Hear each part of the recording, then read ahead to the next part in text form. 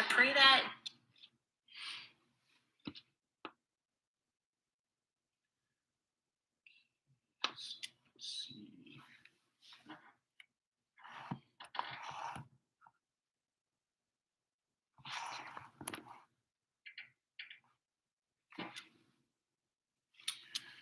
Morning all, morning Ria Ed, morning Deputy Run team, morning out there, Kenneth Gabriel, morning sir, Celestine Alain, morning Donna, Minad Lazare, morning sir, morning Diane, Christopher Sarrett, morning to you sir, Alicia Alman de Rocher, morning to you, Deborah Duranti, Rudolph Barnett, morning Alison, Joy Ragunanan, morning.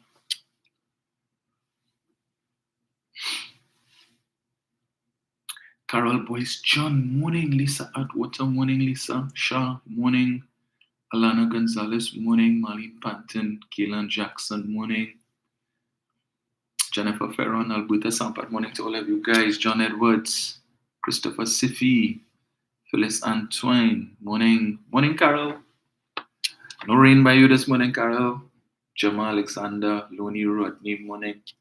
Christopher Sylvester, Annette Neptune, morning to all of you guys. Let's see if I can put this thing up here. Arlene Lewis, morning.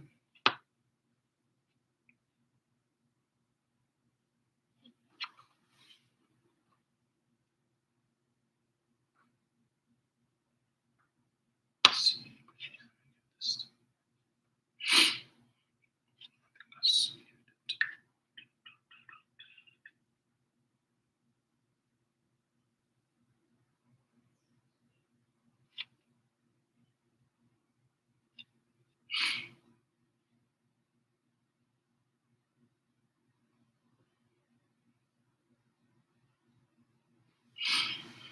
Desh Rubin, morning. Desh Altair, morning. Constance Abigail Hercules, morning. Mikel, Anne Niles, Anne Neptune, morning to you guys. Hi, St. Louis. Maria Lyons, morning. Good morning to His Excellency Nigel O'Connor, President of Pleasantville, and First Lady Marcia Kagan. Helen Batiste, Joyce Joseph, morning to all of you guys.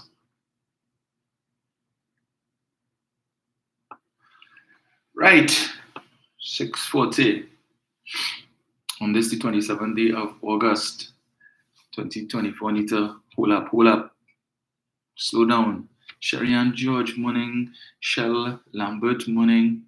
Andel Kern George, morning to you. Helen Batiste, Leslie Joseph Charles, morning. Marilyn McAllister. Right. Individual personalities, shared aspirations. So true. Right, so let me jump into it. Folks, so many things to talk about. Rosemary Hadley, morning. Marilyn Wanza Gloud, morning. Brian Deming, morning to all of you guys. Right, where to start? I should probably start with that one. So, crave your indulgence. You all know when I say that what I mean, who are going and play, unfortunately. Should I play him? All right, I'll come back to him. Let me deal with David Abdullah first. All right, let me deal with him first. Yes, sir. Get that out of the way one time. Off.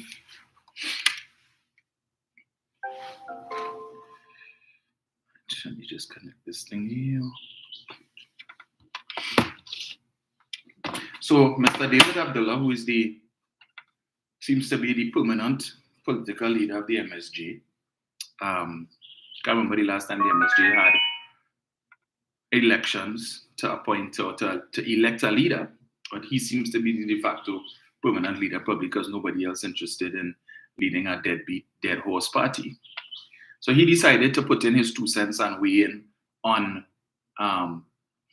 the decision by the Prime Minister and by extension the government to replace the 3 ships, not the Nina, the Pinta, and the Santa Maria, but rather the Vaqueños, the Correo, and the Santa Maria.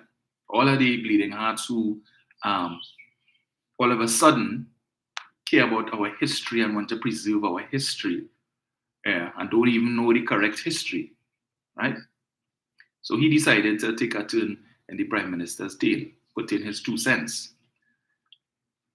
Let me play for you, right? Let me go ahead and play this.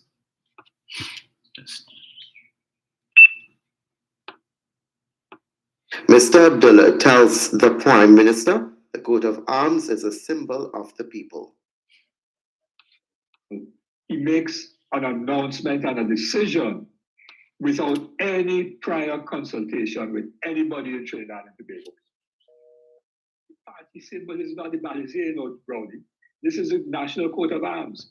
And therefore, to change the national coat of arms ought to require a process of consultation and discussion and education and information about the importance of the coat of arms, what should it symbolize, what should it represent for all of us, because it is the coat of arms for the nation of Trinidad and Tobago, of all of the citizens, born and unborn. So you can't just come in a party conference and... Mr. Abdullah said there is need for a process of education and consultation. You can't just come in a party conference and make an announcement in a party conference about what you want to do with respect to the national coat of arms. Not your coat of arms. It's a nation's coat of arms, Dr. Rowley, not your personal thing, right?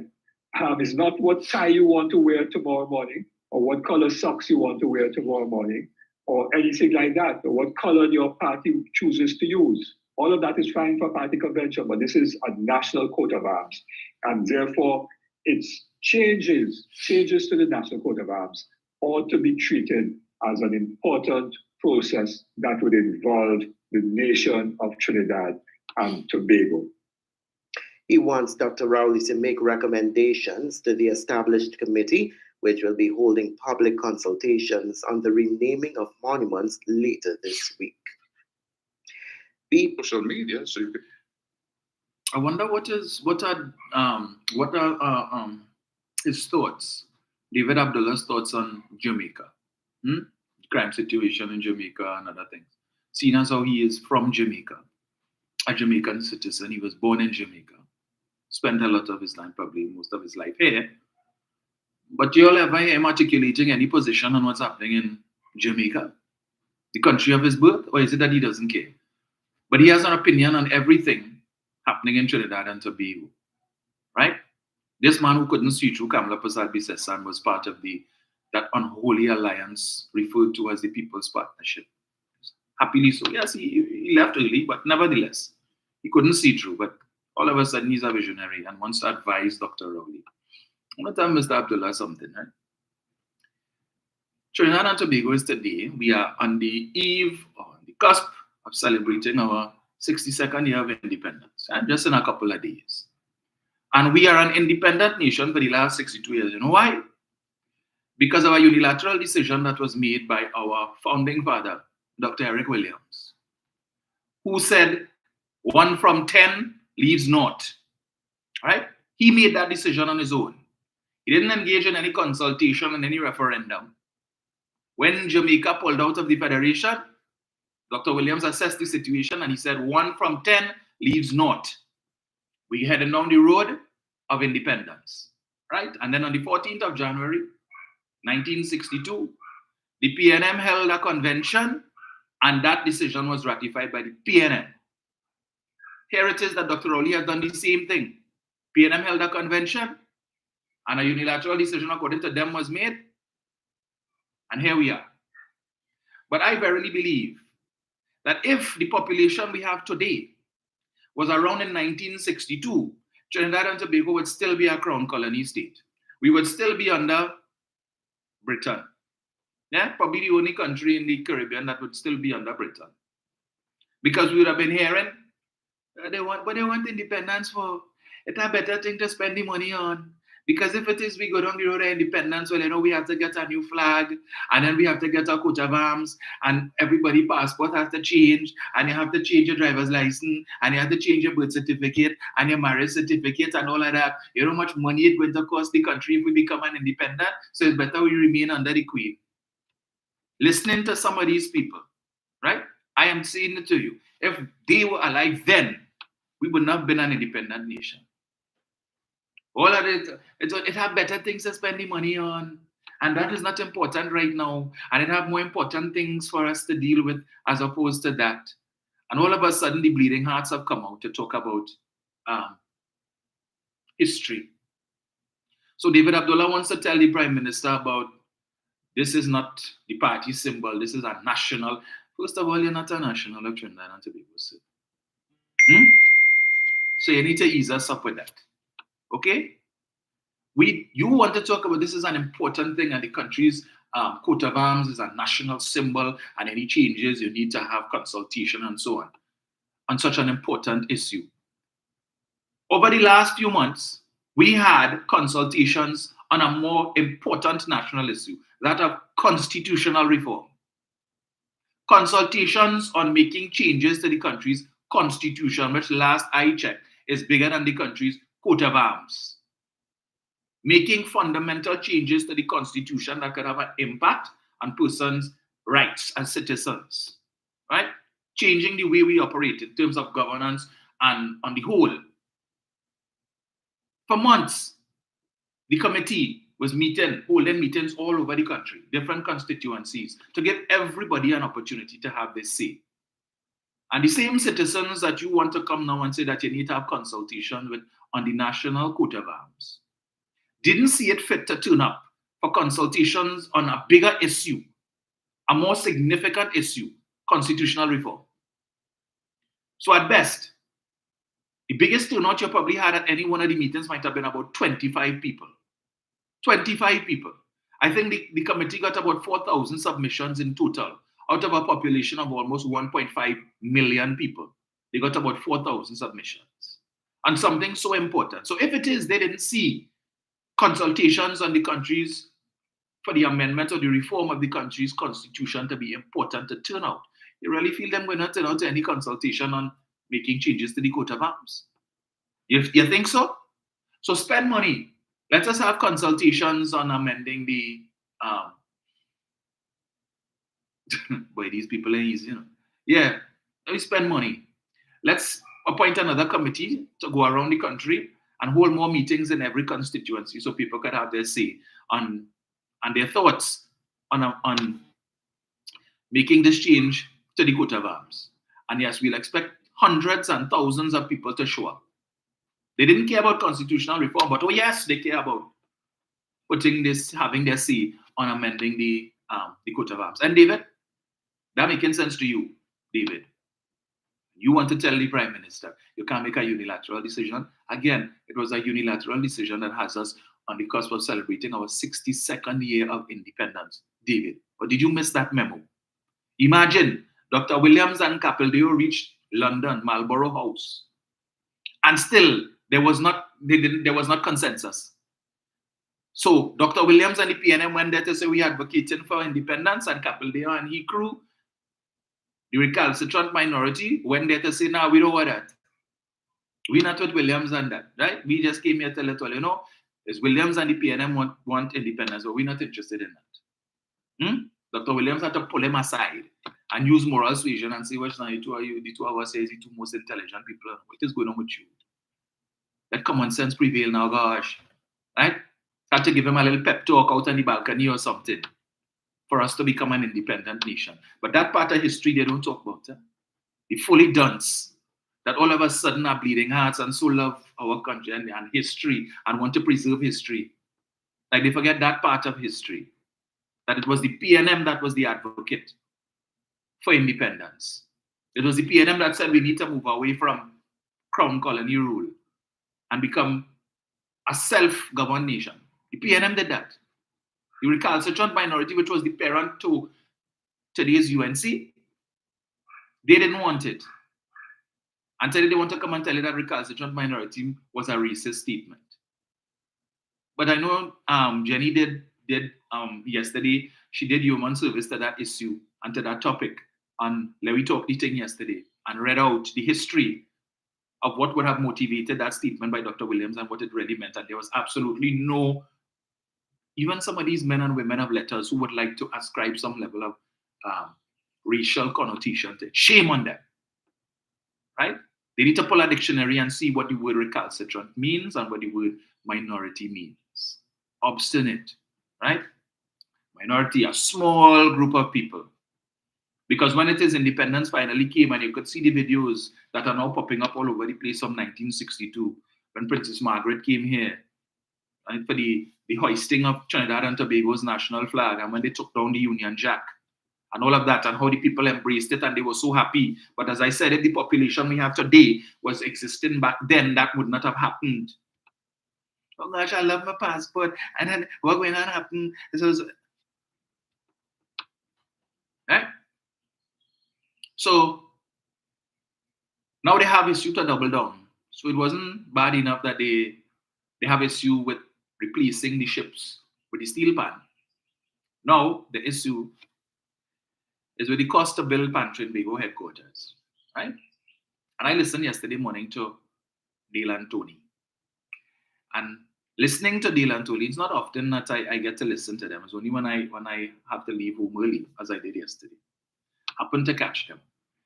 And I'm listening to the two of them, and at one point I was wondering if I was listening to Professor Misinformation and Captain Clueless.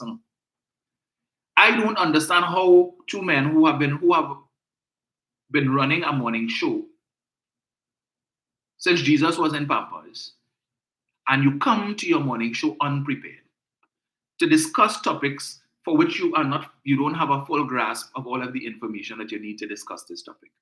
And it seems that they have no qualms, no shame about letting the population know that they don't know.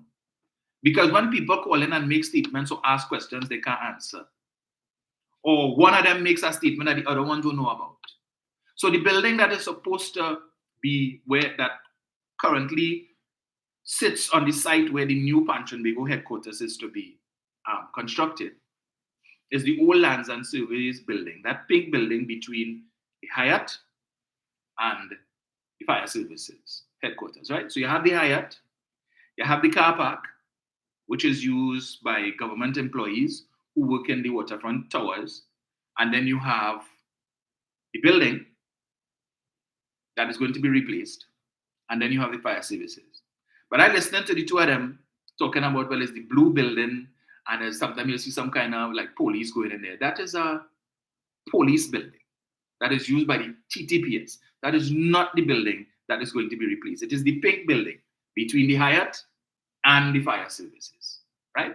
But what is even more shameless is the fact that I-95.5 Studios is just up the road. Just up the road. You come up Charles Street, corner of Charles and Duke, hang left onto Duke Street and walk, not drive, walk about 5 minutes, and you reach the Ryson Road and the building hitting you in your face. It's right there, right around the corner from them. And they don't know that. But you come in to talk. And then they bring up the topic about the land in Trin City again. And Dale is asking, why don't know the land in Trin City again? What are you doing with that? And he's the head of news for I-95.5. Head of news. And asking what they're doing with the land in Trin City. When that was a topic for weeks.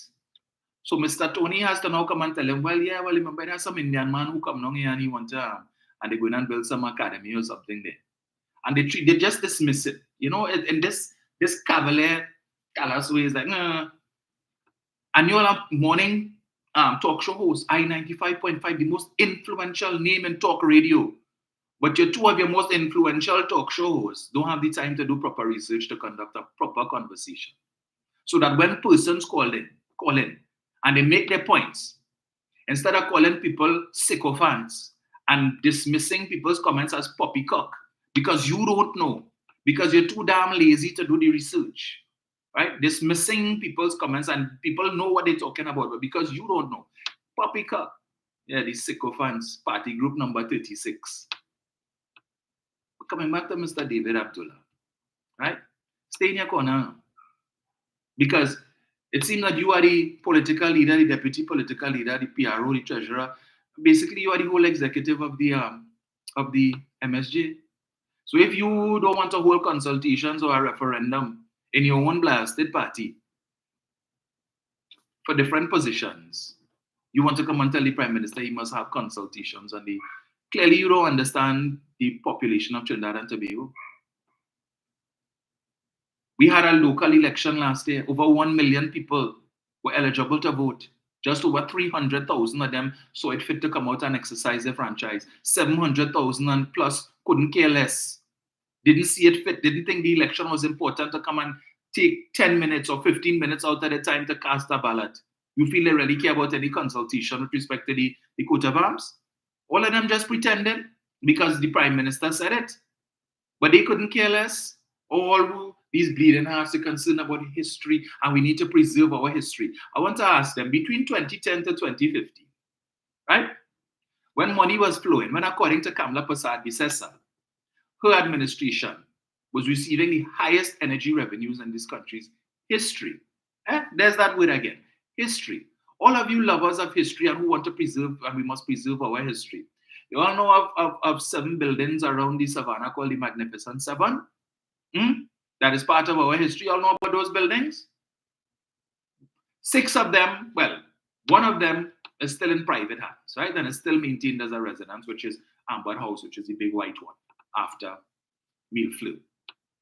But between 2010 to 2015, when Millfleur was looking like an old, dilapidated, something you would see in the projects, or looking like something you would see out of a Barnabas Collins movie, you know, some old mansion in the woods somewhere that abandoned for years.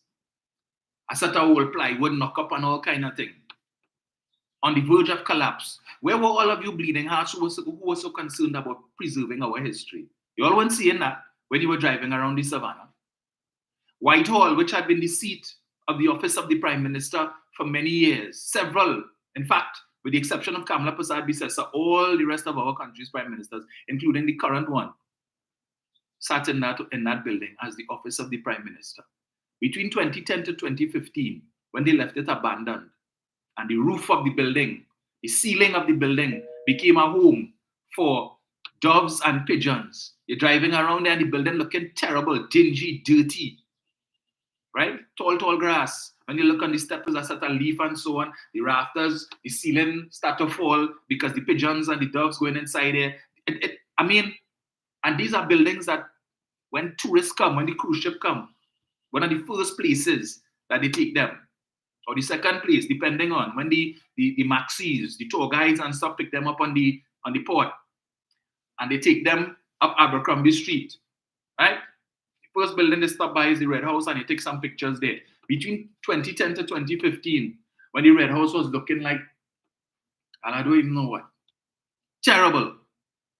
So just drive past there. Then you take them around the savannah and you stop by the coconut vendors there. They could drink our coconut water while they viewing the Magnificent Seven. All of these people, where were you all? Where was your concern for history? When despite the fact that Kamla Persad-Bissessar is claiming they had the highest energy revenues in the country's history, they were prepared to allow these buildings to fall to ruin. So that when this administration came in 2015, Millfleur was on the verge of collapse. The recommendation to the government was to demolish it and try and build a replica of what was there. So the actual historical building, had they won office in 2015, probably would not be where it is today. But it took this government making the decision, the unilateral decision without the support of the opposition and perhaps the wider population. Because I'm sure if they had made that announcement, but it had more important things to do. It had more important things to spend the money on. And if the government had taken that advice and then Millfleur collapsed, like the president's house had collapsed sometime 2010, 2011, you know what they would have said? Blame the government. That building, that was part of our history. And it's so unfortunate that the government allowed it to fall, to ruin, and to collapse. And then if they demolish it now and you have an open lot alarm, we would have been hearing from the historians that the government don't care about the country's history and the country's monuments and our heritage buildings. But this government took the decision to spend the money. Today, Millflow is restored. The original building is restored and earning money. Earning money. Every week, you have 2-3 persons, entities coming there to rent the heritage building because they want to hold some sort of event. Every week, Millflow is now money making. But between 2010 to 2015, it was making no money. Nothing. Right? It was just food, a supermarket for termites and roaches between 2010 to 2015. But today, it stands tall, restored, and is earning its keep. So they don't really have to depend that much on government for monies to maintain the building, the heritage building. Likewise, Whitehall is now restored and is once again the office of the Prime Minister. Castle Killarney, better known as Stallmeyer's Castle, is also restored. And today, people renting that too to hold events and weddings and the like, making money. But between 2010 to 2015, it wasn't making money. They were all eyesores. The residence of the Anglican bishop also restored. QRC, where were these bleeding hearts who so love history when it is that the ceiling in QRC's hall, where students meet every Monday morning or so, when it collapsed, when there were issues with the flooring and so on, where were these bleeding hearts to come and say, we so care about history, that we must preserve our history? Where were you all? But all you so love the 3 ships. That is part of our history. Let us preserve it. Don't even know your damn history.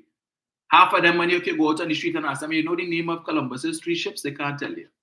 You know what year Christopher Columbus came here? Actually, no. Everything good, everything good. But all of a sudden, yeah, you all love history. Let us preserve it. But don't even know the full story behind that history. President's House just around the corner from the Magnificent Seven for 5 years, 3 months, and 14 days. Ruins. The part that collapsed, all they did was put a canopy. Shameful. When it is that tourists come, they were going in the nicely manicured gardens, take some pictures. Couldn't do that for 5 years, 3 months, and 14 days. Right? Couldn't do that. When they came in, they told then President George Maxwell Richards, don't worry. Mr. Warner told them that, don't worry. Before you demit office, we will restore the building and you will move in. President Richards demitted office after they dubbed him persona non grata because he had the audacity and the temerity to ask Kamla Persad-Bissessar for a report on Section 34 and its early proclamation. And basically, she and her whole government tell him, yeah, but you're fast and out of place to ask me for anything. Who is you? Who you really are? Look, Max, behave yourself. Mr. Warner, what Mr. Warner didn't say about President Richards is what he forget. Right? So he knew he wasn't getting no next term under them. But did he move in before? No, they did absolutely nothing. Put up the canopy and that was it. Nothing. And what made it even worse is that when President Kamuna came in, and after that whole fiasco with Flagstaff where he was staying and receiving the housing allowance, and then they fixed up the cottage behind President's house and he moved in and was still receiving the housing allowance and so on. Right? When they restored the cottage. Well, then I shouldn't say restore because President Richards was there and the cottage would have been restored for him. But when Kamuna moved in, and for the period of time that Professor Richards had left on his tenure, President's office, the official office of the president is on the grounds. So that when official guests came to meet the president, they driving in and had to be looking at this thing. That's how Trinidad and Tobago treating the president's house, this historical building. That's how they're treating it. Imagine that. Foreign dignitaries coming there and that's what they had to see. What did that say about us as a country? Where was the advocacy? Where were the people bearing placards in front of President's house demanding that the government fix it, restore it, instead of spending money on nonsense? Where were they? Nowhere to be found. Because they couldn't care. It's neither here nor there with them.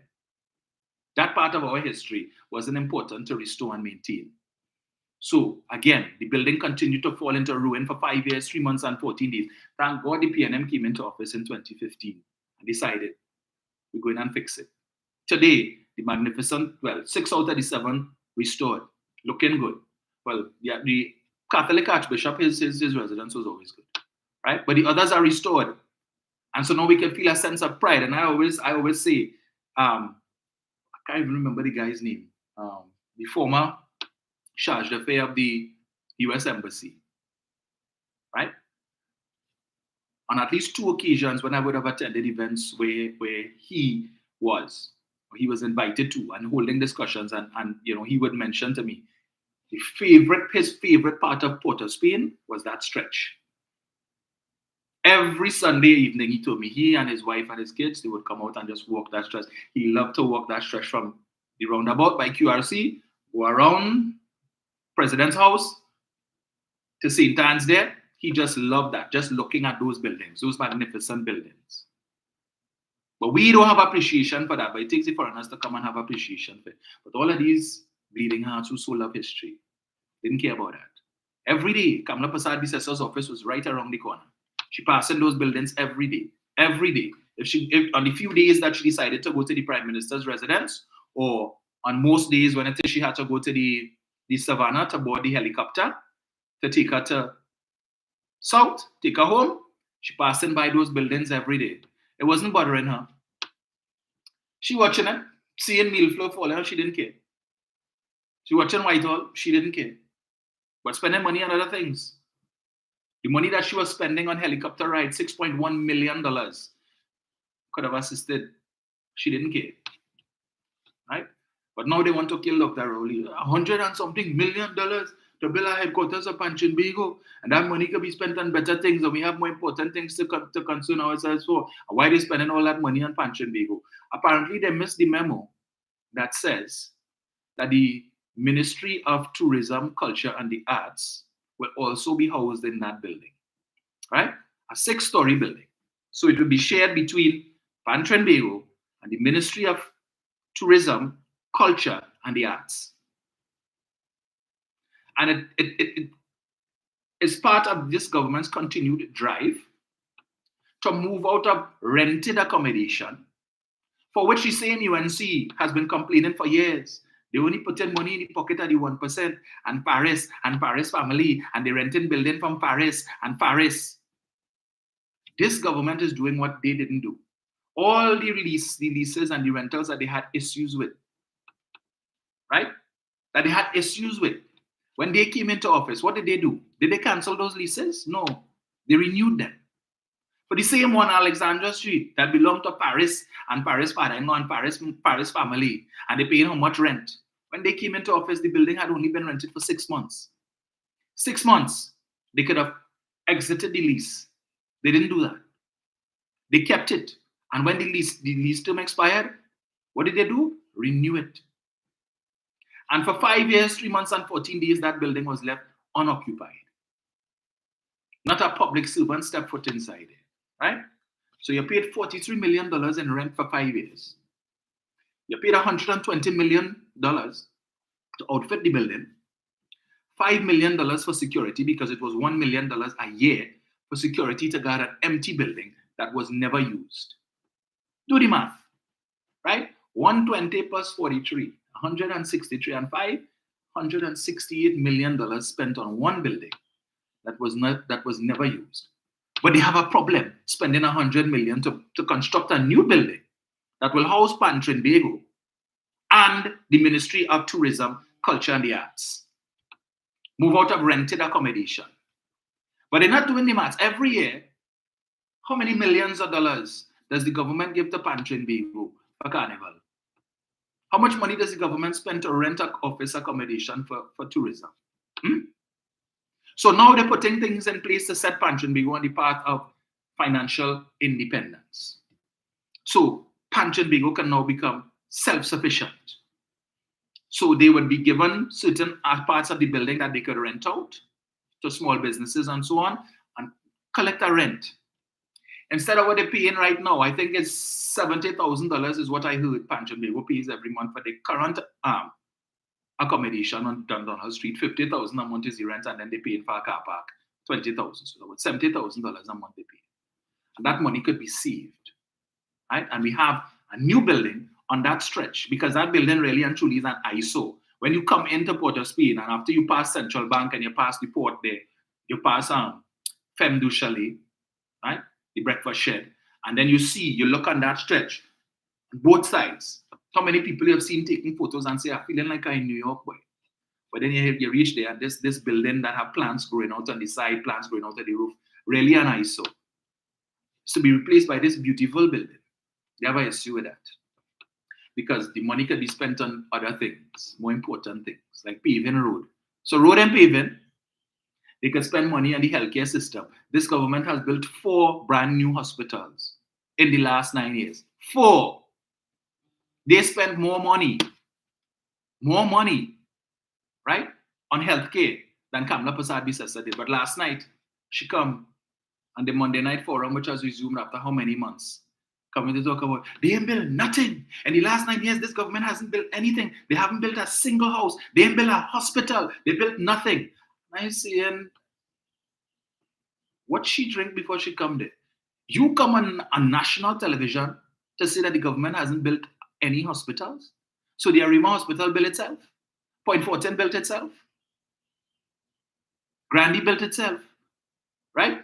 And Central Block, which is almost complete. At Port of Spain General Hospital, that built itself too. Or the Elves. Yeah, the Elves again came and built those things. Right? I mean, how absurd could one person really be to come and make a statement like that?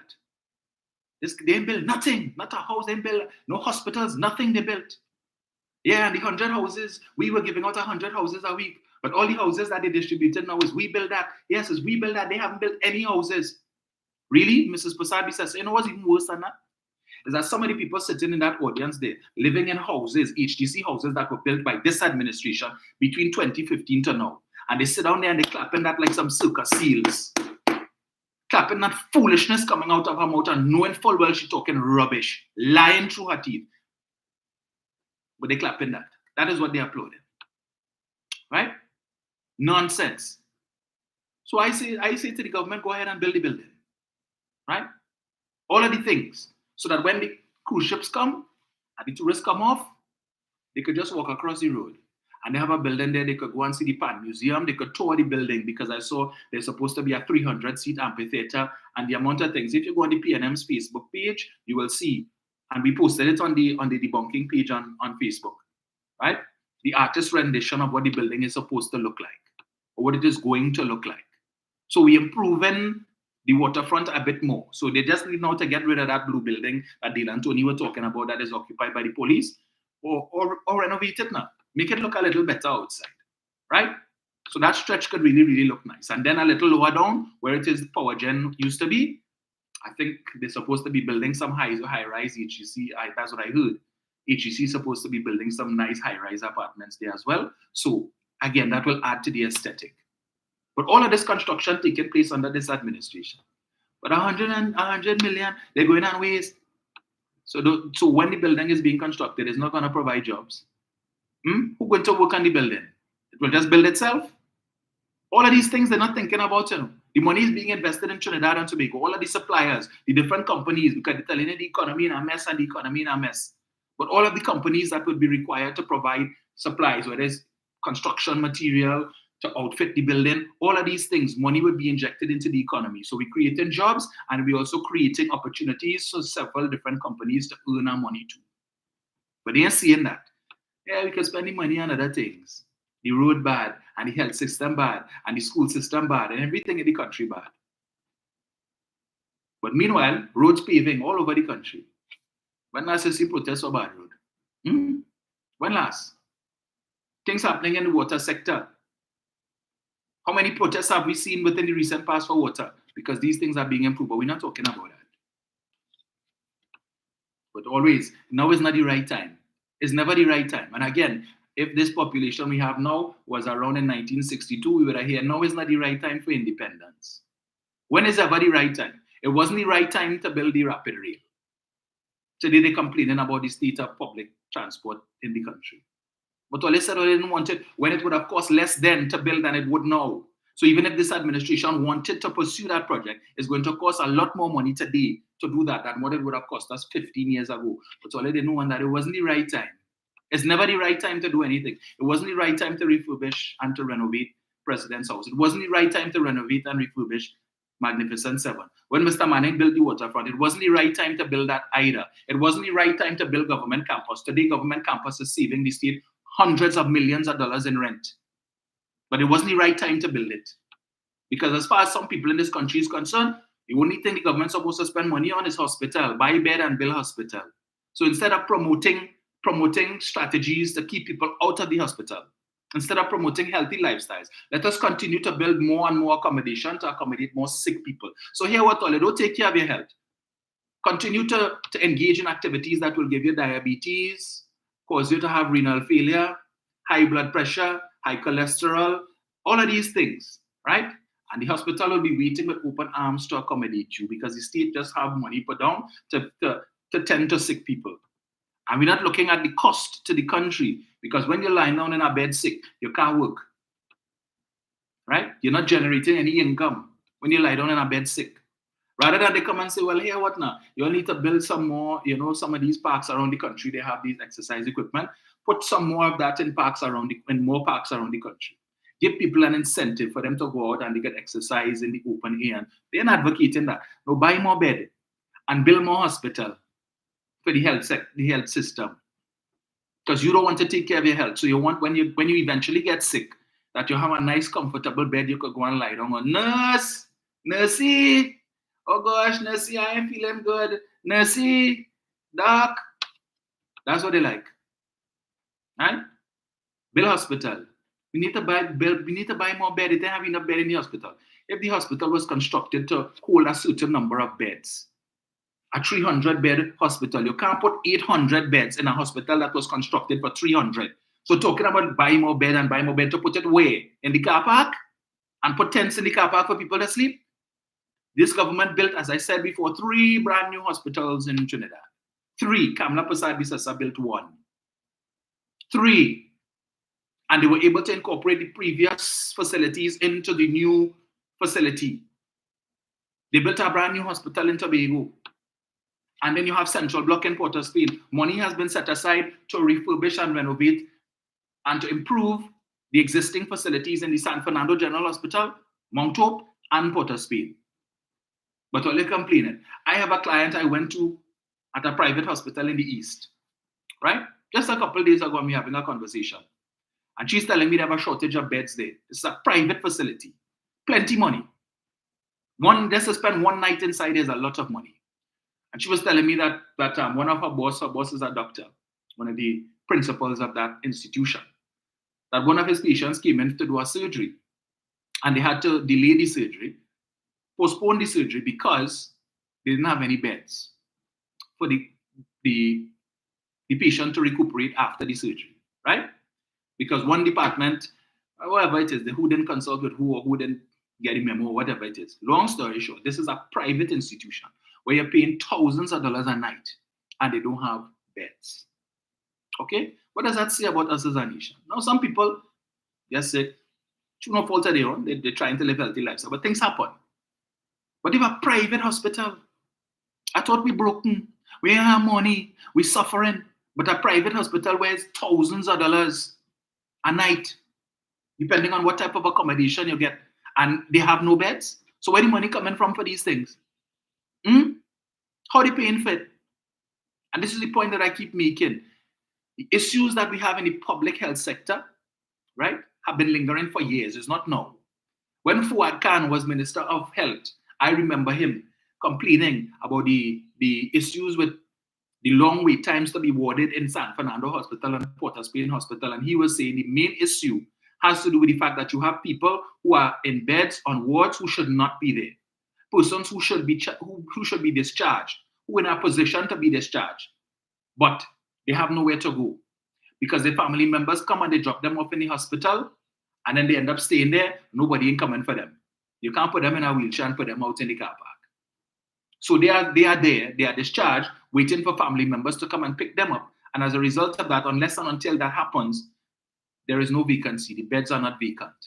So you have people waiting downstairs to be warded, while upstairs, on the wards, they're waiting for people to be discharged. We hear it all the time. Carnival time, people want to go and play their mass, but the parents living with them, the elderly parents, what they do? They come and they drop off the parents in the hospital. Some of them, As unbelievable as it sounds, where doctors were telling about how people give their children things to cause the children to induce severe vomiting in the child. So that when they bring the child to the hospital, that they have to be warded because they're severely dehydrated and so on. So they bring them Carnival Tuesday, Carnival Friday, right? And then the child in the hospital for the whole weekend. And then afterwards, Ash Wednesday, Tuesday, ready to discharge, you come back and take your children. And you understand why crime is the way that it is? That when you have parents to do things like that, give your child things to induce severe vomiting so that they could stay in the hospital because they have nobody to watch them, and you want to go and play a Juve and play a mass carnival Monday and Tuesday and wind down the place for the whole carnival weekend and go your fete. And you have nobody to watch your children for that whole weekend, so put them in the hospital. And they're doing that to the elderly parents too. So you have people practically living in the hospital because the family don't want them. And they're occupying beds that should really be occupied by persons who really just need some short-term relief. Fuad Khan was talking about that. I'll pull up the article and probably read it for you all on Thursday. But he spoke to the issue of that people occupying beds who should not be there. And that is the main complaint that they have with the public healthcare system. Or they tell you surgeries, you have to go to the hospital to do a surgery and they're giving you a date 2 years in the future. But who doing the surgeries is the specialists who working in the private institution. And they know if you come to the public health sector and you're supposed to get a surgery and they tell you in 2 years and you're desperate, you don't want to die and you don't want your situation to get worse, you will find the money and go to the private sector to do the surgery. And the same doctor, the same consultant will tell you, but you had to get the surgery. You need to do the surgery. And that's all he's thinking is, you need to get the surgery. Yeah, but doctor, give me a date at 2026. Well, we have a long line. There's plenty of people. A lot of people need surgeries. But you could get it in the private sector, but it's going to cost you. So go to the bank and take a loan. Go to the credit union and take a loan and come. We're going to fix you up right there. Yeah? And who gets any bad name? The government. The health sector in a mess. We have better thing to spend the money on. Crave your indulgence. I'm going to play this. Forgive me. But I had to go down this road this morning, right? Unfortunately, yes. Where is it?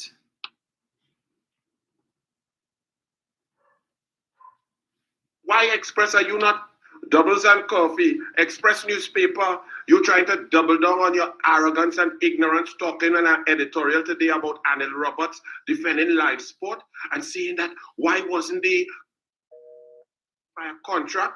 Ministers don't drop contracts. So if a contract is done by a corporate secretary, a public servant who is employed after due process and interview and so on, and that contract had some weakness, that did not make corruption in live sport and thieving and favoritism, that you, the Express, you were the one who created the live sport fiasco in the first place, saying corruption, thievery, gangs getting money, Muslimin getting 15 million a month, a sports day for bandits for $6 million. You forget that? April 17, 2014 with Asha Javid, your #1 political expert reporter who was simultaneously sleeping with Stuart Smallpin Young, who was at the time Rowley's lawyer and defense attorney in Emailgate. She was writing in your newspaper. You had 27 newspaper front pages talking about live sport corruption, money 34 million for nothing. And the truth never came out until now that it was a contractual dispute. So if the contract was weak, yes, it needed to be strengthened.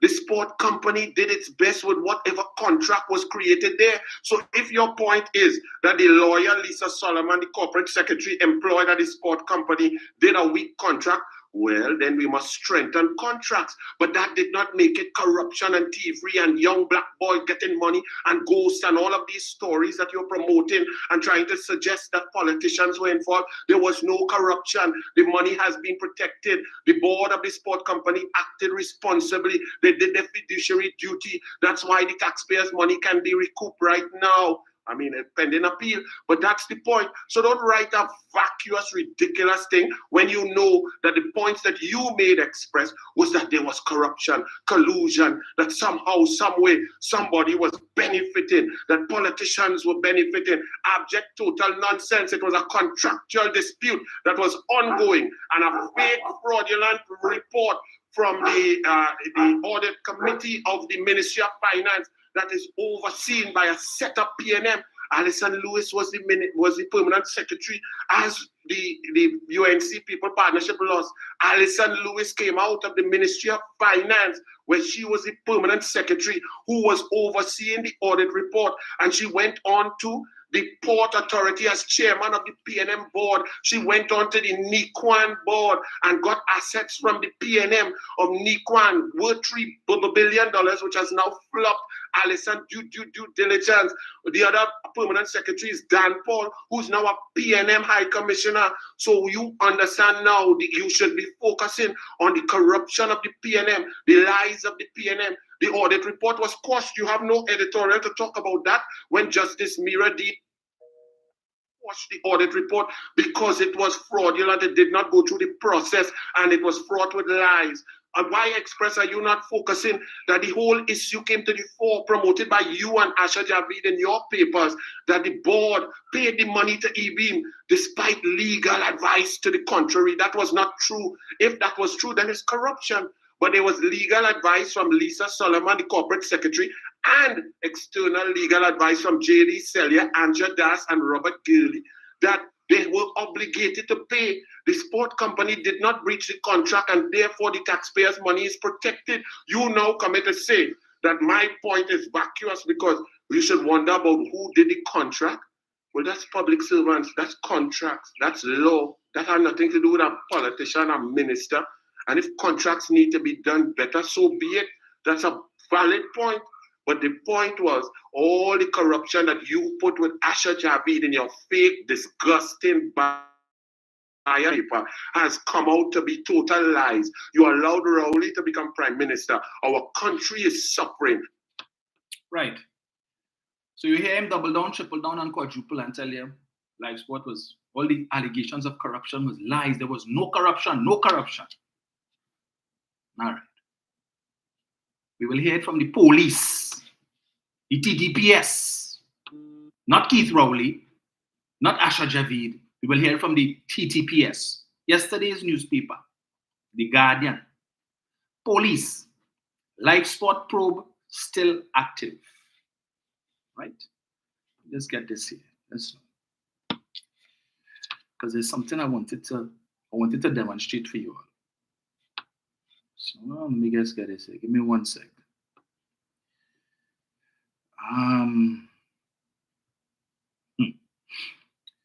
So deal with it. Right. Let me see if I get this here. Right. Let me read this for you. The matter is being actively pursued and an update will be provided shortly. Kurt Simon, Assistant Commissioner of Police in charge of the Trinidad and Tobago Police Service, White Collar Crime Division, told Guardian Media. Listen to this, sir. Right. In case you all missed this yesterday in the Guardian. 10 years after the controversial live sport program ended, it remains an active police investigation. Not the only one. We're still waiting to hear the outcome of Prison Gate 2. The matter is being actively pursued and an update will be provided shortly. Kurt Simon, ACP in charge of the TNT Police Service, White Collar Division, told Guardian Media. It was reported that a team of forensic experts, hear this, a team of forensic experts from the United Kingdom had been in TNT working alongside detectives of the Anti-Corruption Investigative Bureau on the investigation. In a 2020 police status report on the matter, TTPS said it had obtained in excess of 25 production orders against individuals and banking organizations that interviewed many witnesses, which has generated valuable new evidence in support of the allegations. So in our production orders, right, that is basically the police went to the court and the court gave them, if you want to call it a warrant, or they gave them a document that entitles them to go to the bank and say, listen, we need to get information on this person's bank account from the year 2010 to present. Or we need to get information, we need to see statements on this person's account from the time the account was opened to present. Because we need to see if prior to 2010, when the People's Partnership came in, every month, $5,000 going into the account as their salary. But between 2010 to 2015, or between 2012 to 2015, when live sport was around, people, all of a sudden, this person's bank account started to get 25,000, 50,000, 75,000. So we need to look at that. So when we go to speak with them, we can ask them to explain, how did your salary go from 5,000 a month? Or the deposits, the average monthly deposits went from 5,000 to 75 and 100 plus, right? So when he come to tell you, it ain't had no corruption and it's PNM lies, understand what they're saying here. In excess of 25 production orders, which is the court authorizing, giving the police authorization to go and dig up in people personal bills. So wherever it is, if you have money in the bank, the unit trust, the credit union, they could go and get information. All of these accounts. It is alleged that the number of persons from the Ministry of Sport, the Sports Company of Trinidad and Tobago, and contractor companies associated with the delivery of the live sport program were involved in various conspiracies to misappropriate funds allocated to the program for their own use and benefit. A total sum of $349,500,000 was allocated to live sport between 2012 and 2014. Started off at 6,000 and then went to 349, so almost basically $350 million. Funded through a combination of budgetary allocations made by the Ministry of Sport and bank loans done in consultation with the Ministry of Finance and the Economy. You hear that? Allocations from the budget and bank loans. These people went to the bank and take loans to thief. Today, this government has to be paying back those loans, paying interest on those loans that they went and take to thief. You see the extent of it? But we continue. A significant portion of those funds are alleged to have been misappropriated by many individuals at all levels of the program. This includes a number of high-ranking public officials allegedly tunneling millions of dollars out of the program to purchase real estate, boats, vehicles, and to fund weddings, among other things. So your taxpayers' money that came out of your salary, when every month you get your pay slip and you're griping because you see PAYE and how much money come out. You're paying less in PAYE now thanks to Keith Rowley and Colmimbo because you got 3 increases in your personal allowance between 2016 to now. But while they were in office, you ain't get none. So all this money they're taking out of your salary, you work hard, sweating, weekend, you're working for overtime, and then when they get it, they tax it heavy. What they do with it? Let me repeat it for you. It was used to purchase real estate, boats, vehicles, and to fund weddings, among other things. So they eating, and as Anil say, they eating shrimps and drinking scotch off of your taxpayer dollars, your hard-earned money. It noted that the police investigation began in 2015 and that one suspect has been assisting the TTPS with the investigation, providing key information about how the program was manipulated to enable so many individuals to obtain personal benefits to the detriment of the people of Trinidad and Tobago. So they have somebody who was in the thing, who eat our food, and decide he wanted to turn state witness, right? Whistleblower. Give me a deal now. I don't want to make no jail now, but I will talk. I'll give all the information if a lesser or lighter sentence, so no jail time at all. But you hear them, don't worry. A 2014 audit done by the Ministry of Finance's Central Audit Committee, 2014, revealed that the program has been riddled with financial irregularities, had coordinators with criminal backgrounds, massive fraud, millions misspent, ghost centers, ghost participants, improper procurement, and there was a major theft of state funds. You hear that? Coordinators with criminal backgrounds. What was the responsibility of the coordinators? They had direct responsibility for the persons who were supposed to be the main beneficiaries of live sport. The same young black at-risk youth. The coordinators were responsible for them. And this is saying that these coordinators had criminal backgrounds. So you wonder why it is the little black boy and the at-risk African youth went astray? The people that you put to oversee them and to guide them themselves had criminal backgrounds. But no, they would show these young men how to walk the straight and narrow path, right? They're more crooked than Mr. Howard Cat. Some of them probably had criminal records, as I said, criminal backgrounds, probably make a jail. And that is the only people you could have found to recruit to come and guide these young men and to show them how to live an honest life. Yeah? Look at it. You hear him address that? I am certain he read this article yesterday. While millions were lost in padded invoices to contractors, the 34 million payment to educator Adolphus Daniel to teach numeracy and technology to persons in the program was the single biggest payment of the program for no work. When she laid the report in Parliament, then former Prime Minister Kamla Persad-Bissessar said she had forwarded a copy of it to the Director of Public Prosecutions, the Commissioner of Police, the Integrity Commission, and the head of the Public Service. Then Sports Minister Anil Roberts subsequently resigned from Cabinet and as W. Mera MP on July 31st, 2014. At the time, the former Life Sport Program Director Cornelius Price had described the audit as sloppy. But former Finance Minister Larry Hawaii, the $11.625 million man, under whose remit the audit was undertaken, had responded, I am not aware of the context in which the allegation that the audit was sloppy is being made, but all of the supporting documentation is available to support the various statements that were made in the audit. I expect that a lot of allegations will be made by various persons associated with the program in a direct or indirect attempt to try to prove their innocence or even to drag as many persons through the mud with them as possible. But the Ministry of Finance and the Economy stands by the results of the audit and the professionalism of the senior officers of the ministry and its overall position in this matter. So you know what Larry Hawaii said there? The man who was the Minister of Finance when this audit was conducted in 2014, the man who was paid $11.625 million to leave FCB and become the Minister of Finance. What he just tell it? You see everything that I just paid for you all and you all listen to that clown, that loudmouth lout, that rum cork. Here it is that we have. Larry Hawaii said everything that you just heard come out of his mouth was BS. So when you talk about Alison Lewis and Alison Lewis as PNM and all sort of BS, right? Bold spit. That is what Larry Hawaii is telling you. And I want to ask Kamla Persad-Bissessar today, who do you believe? Larry Hawaii, the man in whom you put all your faith and trust to become your Minister of Finance, that you were more than willing for him to be paid $11.625 million, or Anil Roberts? Because that's basically what it is. It's totally divergent.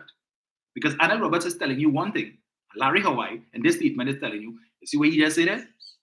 Pure bull spit.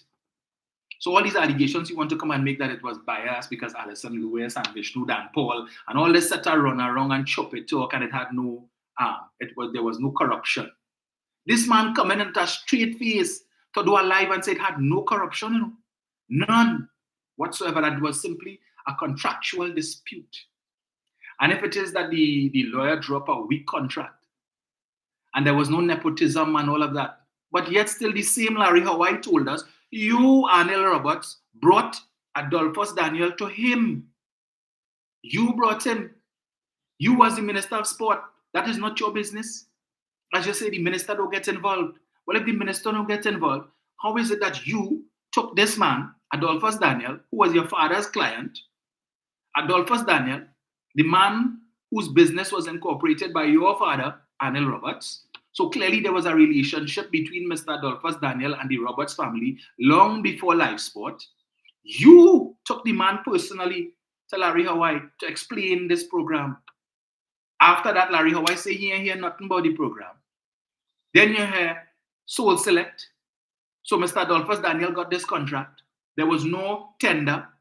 They gave nobody else, no other educational institution an opportunity to bid so that we can have several quotes and we can look at it and say, well, okay, Adolphus bid 34 million, but this institution did 22 million, or this one did 15 million, because remember, Adolphus started off at 12 million, and then it grows to 34 million, but what he was offering did not change. The same thing, the exact same thing that he offered at 12 million, is the exact same thing he offered at 34 million. but Soul Select. But this clown want to tell you and me, it had no corruption, it had no nepotism, it was just a contract. So Adolphus Daniel just come out of thin air. He hear about live sport and he got this bright idea. And he sent a proposal to the ministry. Right? And the minister was so impressed, he said, hey, Mr. Daniel, I'm impressed. Come, let me take you to the Minister of Finance to see if we could get these millions. But here what now? You need to adjust that. You see that 12 million that ain't making sense. We need to ramp it up to 22. And then it went from 22 to 34. There's no explanation as to why it went from 12 to 34. Right? No corruption. Soul Select. Soul Select is, as I told you all before, is almost always used in emergency cases, where something that is going to significantly impact the population or the amount of persons or entities that offer this service is limited, and therefore there was no need for Soul Select in this instance because there was no big rush because we didn't get what he was offering anyway. So they could have taken the time, even if it's an extra 2 months, 3 months or whatever, open it up for public tender and allow 3, 4, 5 different educational institutions to come and bid. And perhaps they may have offered more than what Mr. Daniel was offering. Because the persons, the participants, the young men at the time were saying, we want technical vocational courses. We aren't really interested in the maths and English. We want practical things that we could put to use. Teach me how to build a house. Teach me how to lay bricks, how to run a line, simple things. I want to teach me plumbing, teach me electrical, right? Things like that. That is what they wanted to learn. But no, the Ministry of Sport was insistent, maths and English. Maths and English, but he telling you it had no corruption. But here it is that the police are saying, production orders, we check people's bank accounts, right? We would have done searches with respect to properties that people own. We saw when these properties were purchased, how they were purchased, if they were purchased in cash, as the case may be. So they have this evidence. That's what they use, that evidence, not information, evidence. So when we go to court, when the matter reached the courthouse, we have hardcore evidence to show that this person received money, that person received money, padded invoices, all of these different things. I wouldn't be surprised if Mr. Michael K of Underground Report is one of them. I remember that I followed because when he was eating our food and Andy Williams wasn't eating nothing and all that, let us not forget that. Okay? But he just tell you. So he tried to discredit the audit committee. Larry Hawaii say that is rubbish. Right? He trying to drag down people and say, okay, nothing and imply that it's PNM and Alison Lewis did this. So it had nobody. So Alison Lewis was the only person on the audit committee. So it had nobody working in the Ministry of Finance at that time who supported the UNC and the People's Partnership. Since you are the greatest government ever, the best ever since sliced bread, and nobody on that audit committee supported the People's Partnership. Wow, boy, I'm surprised. So you didn't have one UNC person working in the Ministry of Finance who could say, well, yeah, there's what they do, Alison Lewis and them, they padded. As Larry Hawaii said, we have documentation to support. So anything the audit report says, any allegations or claims of wrongdoing made in that report, we have documents to prove it, to support it. So when Anil Roberts want to come and tell it had no collusion and there was no corruption and everything was above board even except for this poorly worded contract, which was taken straight from Adolphus Daniel's proposal. So they just take his proposal and they say everything you have in here, just put it in a contract. No negotiation. We're not meeting with him to say, well, Adolphus, you bid 34 million, but we can't get it for a little less, boy. Think tight right now, No negotiation. He said 34, we take in 34. No questions as to how it went from 12 to 34. Just do it. Because why? The Permanent Secretary in the Ministry of Sport has recommended that we give the work to Mr. Daniel. Right? And this man wants to be the next member of Parliament for St. Joseph. St. Joseph, well, you have to be mad to vote for that. Something had to be seriously wrong with you all. But you know what? The supporters of that party are more of a clear and present danger to Trinidad and Tobago than even the leadership of that party. Let me read some of the comments for you from the supporters. Here it is.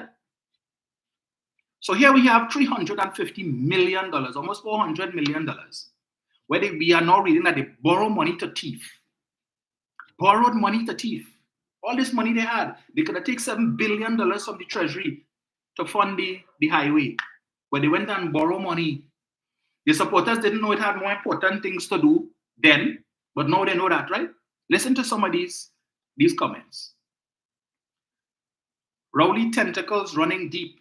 So yesterday morning when this matter was discussed on Dale and Tony, the Dale and Tony show, and they invited people to call in and invited people to comment on WhatsApp and Facebook. This ain't going nowhere. This is political. You see elections coming around. Every time election come up, there's people that the PNM does lock up UNC people and so on, so to make the UNC look bad. Right? Let me give you some of it.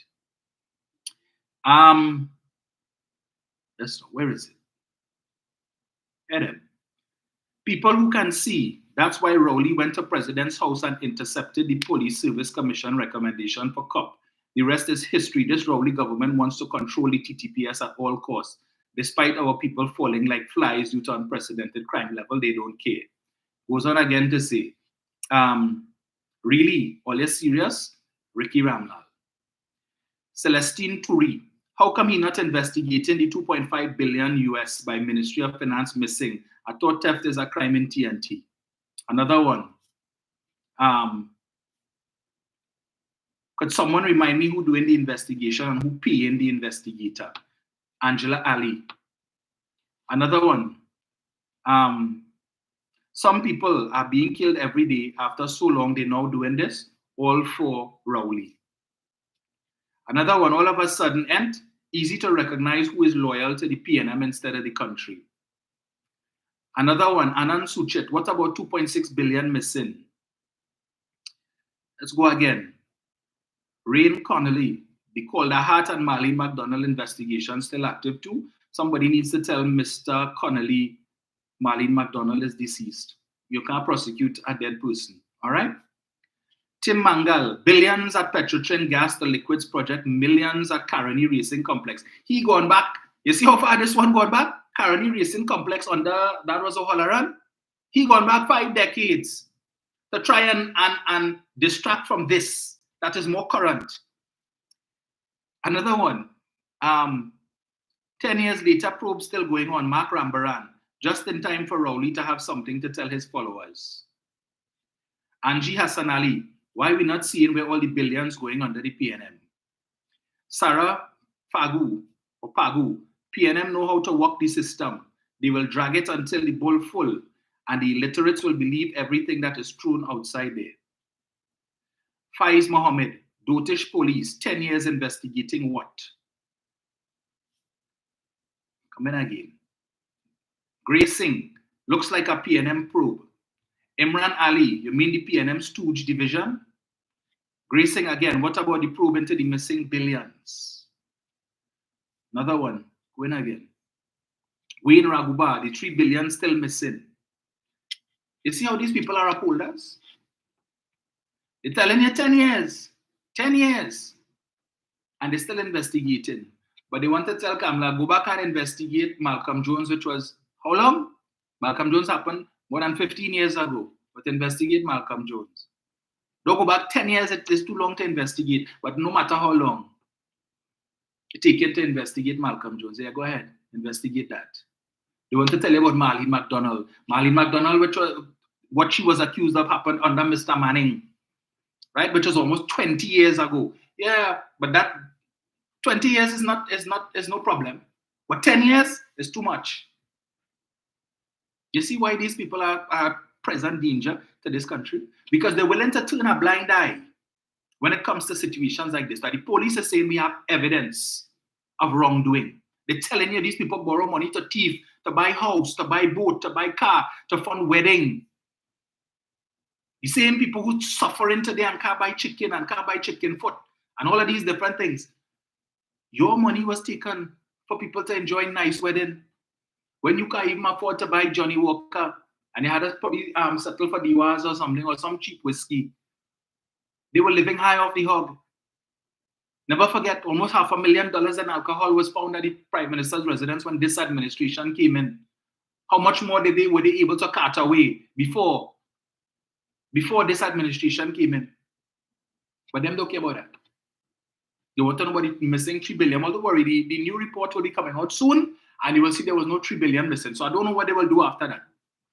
They ain't gonna have enough rope in the hardware for some of them. But they will still push that nonsense and tell you, oh, the PNM thing and they force the Auditor General. And anyway, we know it coming. But I know, and we know what to expect from them. They will come and say, this is political. Just like with David Lee, it was political. It's always political. So they couldn't care less. But if these same allegations were made against the PNM, bet your bottom dollar they'd be singing a different tune. A different tune they would be singing. Lock up, they have to get locked up. They have to make a jail, they have to break, Rowley had to break a jail. Break a jail for what?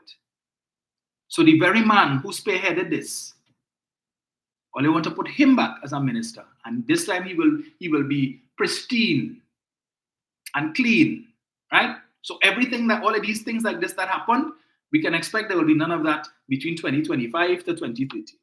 We're going again. I'm going to read this one, because maybe the police need to investigate this too. Hoop of Life under scrutiny. The much-touted Hoop of Life basketball program, which he said cost the People's Partnership government over $70 million in less than 2 years, is to be reviewed, National Security Minister Gary Griffith said yesterday. The others to face similar scrutiny are the mentorship program, the citizen security program. The latter is being funded jointly by Trinidad and Tobago and the Inter-American Development Bank. Griffith said while the ministry was focusing more on policing and law enforcement measures, it was going to look at all social programs which fell under his portfolio so as to ensure maximum benefits to the target groups. He said at the end of the day, there must be value for money. An assessment of all social programs will be done so as to see how they could be improved. The Hoop of Life is not just about basketball games for 48 minutes, but we must also ask what happens in the 49th minute. I believe the program must also involve what these youths do after the program is over. Griffith said there were huge peripheral costs attached to the Hoop of Life program, including the rental of a building. American basketball legend Shaquille O'Neal showed up at the event with Persad-Bissessar at Beetham Gardens, where he told the youth he came from a similar neighborhood, but with hard work, he was able to leave behind a life of being a gangster. Right? Remember how much they gave him? $10 million to lift up Kamla so she could dunk a ball. That cost you, the taxpayer, $10 million. But Gary Griffith was concerned about that, as well as others mentioned here. So, to me, there's no doubt in my mind that if they could have done that with Life Sport and Hoop of Life, all the others that they had corruption and bubble too. But put them back. Yes, the hearts are clean. The hands are, or the heart is clean. No, the hand is clean and the heart is pure. We didn't thief. We had no corruption. All these allegations is PNM propaganda. Right? That's what they're telling you. Let me give you a piece of good news that they wouldn't speak about. And somehow they missed this one. So let me get it here. Just one. And understand what is at risk and what is at stake come 2025. So let me see if I get it here. Where is it?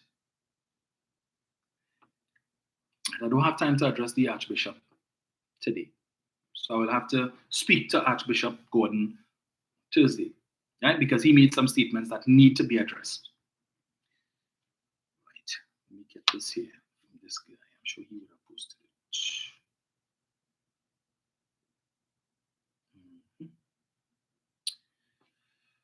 Right.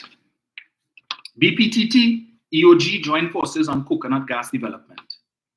BP Trinidad and Tobago Limited and EOG Resources Trinidad Limited have agreed to partner on the coconut gas development. Coconut will be a 50-50 joint venture with EOG as the operator. The final investment decision has been taken by the joint venture partners, and first gas is expected in 2027. The coconut field is located off the southeast coast of Trinidad in the Columbus Basin and was discovered in 2005 by BPTT in a water depth of 260 feet.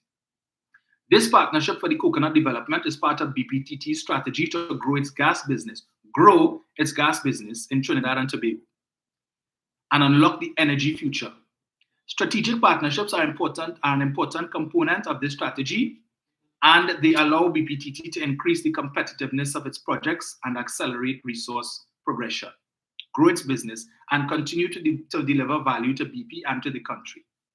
David Campbell, BPTT president, said, "I am excited by the possibilities that exist and the value that we can unlock by continuing to leverage the power of strategic partnerships. This partnership will allow us to accelerate production from the coconut field while giving us the space to progress our ginger field development and other gas growth opportunities at a faster pace." Not 2030, not 2035, right? At a faster pace. We are accelerating gas growth while remaining focused on returns to achieve a higher value Trinidad business, one with clear line of sight to material high margin growth over the next several years. Coconut is the latest development being delivered through a joint venture between BPTT and EOG. We have Coconut, first gas 2027. Mannequin Coquina, 2027. Dragon Gas, looks 2027, right? And then we have Manatee, 2027. Look at all of these gas projects that are supposed to or earmarked to deliver first gas in 2027. You all see what is at stake? I didn't see this on Kevin Ramnaray's Facebook page. It's not on David Lee's Facebook page. It's not on Kamla Persad-Bissessar's Facebook page. It's not on Anna Roberts' Facebook page. It's not on Rudal Munila's Facebook page. None of them. Good news like this, they don't post on their Facebook page. But you know what Kevin Ramnaran has on his Facebook page? Some stupid parody that somebody came up with Rowley having a conversation with Christopher Columbus. And they take snippets from Pirates of the Caribbean, the movie. And so they have Davy Jones, Miss Christopher Columbus, and then or Dr. Rowley or whoever, and Jack Sparrow is whoever. That is the nonsense that he posted on his Facebook page. But things like this, good news, they don't want their supporters to read that. Right? No, we're not talking about that. But all the other times he posted about what's happening in Venezuela and the impact that it could have on Trinidad and Tobago's energy future. Because posting that. Good news like this, not posted. David Lee, who back in May was so concerned about the Mannequin Coquina field and the stall of negotiations between Shell and Venezuela, and telling the country when he saw it fit to put out a press release that this government only selling the country dreams and they're hitching their wagon to only certain gas projects. And instead of investing money to find gas in Trinidad, they're looking to foreign entities. Final investment decision was made on that. Shell has already awarded the contract to a contractor to do the infrastructure work. So that project is on the way. 4. And you know what's the best thing about that? The government didn't have to offer any sweetheart concessions to any of these companies, right? Depriving the citizens of Trinidad and Tobago of taxes and royalties as an inducement for them to come and develop these gas fields. Unlike what the People's Partnership did 2010 to 2015, tell these companies, come and drill for oil and drill for gas. And any money that you spend to drill for oil and gas, net it off against the taxes and royalties that you would have had to pay us. So we don't want any taxes and royalties until 2024 to 2027. This administration didn't have to do that, right? When it is they were spending money, when the government spent the $200 and something million to preserve Train 1, and they said, had no gas. The country had no gas for Train 1 dead. Why the government wasting that money? The money could have been spent on other things like healthcare, building roads, you know the usual thing, building hospitals. See what the government was saying? See where the gas coming from? Right. So this administration had the foresight. We will mothball Train 1. But at the end of the day, we need to make sure that it's in a state that when the gas comes, it could be easily restarted. They say, what gas are they talking about? We're expecting that gas to come from. Like manna from heaven? This government renegotiated contractual arrangement for Atlantic LNG. So that when this gas comes, the country will get more. You hear Kevin Ramnarine talking about that? This announcement was made yesterday. You see the media run to interview any of them. You heard anything from Mariano Brown, who always he always has something to say about the energy sector? Karen Nunes Teixeira, another one. She is the latest energy expert. You heard anything from her? Kevin Ramnarine, anything from him? Where is David Lee? What he posted up on his Facebook page, videos are copybooks. Copybooks that he's going to give out to constituents, I suppose. Kamla Persad-Bissessar's page, only advertisements for the cottage meeting. But these things they wouldn't share. They wouldn't share it with their fully done supporters, who last night were at the cottage meeting at the headquarters in Shogunas. I look at the time, so I can't really go into it as I wanted to. But let me just briefly touch on it. And I will expand on it more on Thursday. So it started off from where I started to watch, because I forgot they had a meeting last night. And then somebody sent me something, and I decided to take a peep. And it was just as they were introducing Kamla Persad-Bissessar and poor Michelle Benjamin. Everything for them is an audition, because she wants to make sure that she is selected when they have screening, and she is selected to represent Muruga Tableland, right? Poor thing, when Kamla coming on stage, apparently she looking at too much MSNBC. They hear, Kamala, Kamala, Kamala. She ain't got no chorus. Poor soul. Kamala, Kamala, Kamala. Kamala stand up there watching, big grin on her face, waiting for a chorus and ain't get none. Everybody else in the room stand up and say, what's wrong with she? The woman's name is Kamla, not Kamala. But I guess she looked at the Democratic National Convention last week, when Kamala Harris came on stage and Kamala, Kamala. Poor soul. Poor soul. Looking stupid. You ain't get no chorus because you want the leader to seal, and it went nowhere. So Madam Persad-Bissessar comes on his date last night, and boy, she dropped wood on Gary Griffith. She put wood in the backside last night. Poor soul. I couldn't help but laugh. I said, look at that. 1 year ago, Gary, the same Gary she was defending as the best thing, he was the best commissioner of police. And the same Gary was bigging her up. He worked closely with 3 prime ministers, and Kamla Persad-Bissessar was the most hardworking, getting up 4 o'clock in the morning and all kind of cock and bull story. Last night, the first thing she come to talk about, she pulled boy and drop it in the backside. Well, my boy, he wasted no time in responding. Like he sit down and he watched that. He didn't know what to do. He beside himself. Let me just give Ole a little piece. 12 o'clock last night, he posted on Facebook. Poor soul. Yesterday was yesterday and today is today. All the time he beaten Dr. Oli, but he couldn't take it. Yeah, I'm going to read a little bit for Ole. And he posted this around midnight last night. The country demands leaders who are prepared to unite and not divide. It is with a heavy heart that I must address the ongoing issues with the UNC under the leadership of Kamla Persad-Bissessar. It is unfortunate that the party has reached a point where its leader seems to be more focused on attacking and discrediting those she perceives as threats to her rather than uniting and leading with strength and unity. This behavior has driven away countless supporters who are tired of the arrogance and intimidation tactics that have become the hallmark of her leadership. Really, Gary? But you wasn't telling us that last year?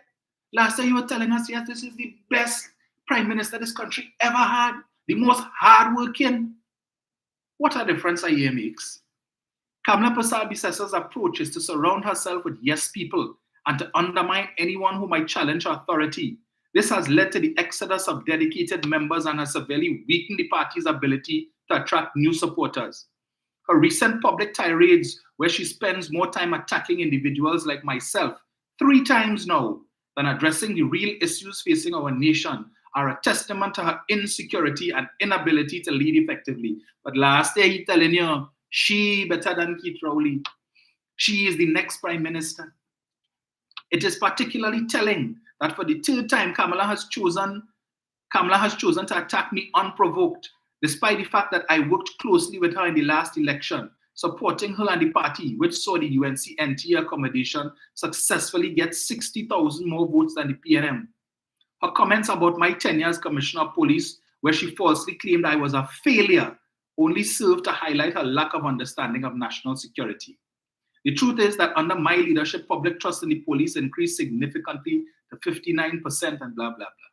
Me going there. In addition, one must now question her political acuity and wonder if she is now the local Joe Biden, since just over a year ago, she was holding my hand and saying I was the best commissioner ever, seeking me to speak at the UNC's crime talks. Will the rank and file now stand up in the same manner as Joe Biden's people did and ask him to face reality, or will they refuse to tell her the truth?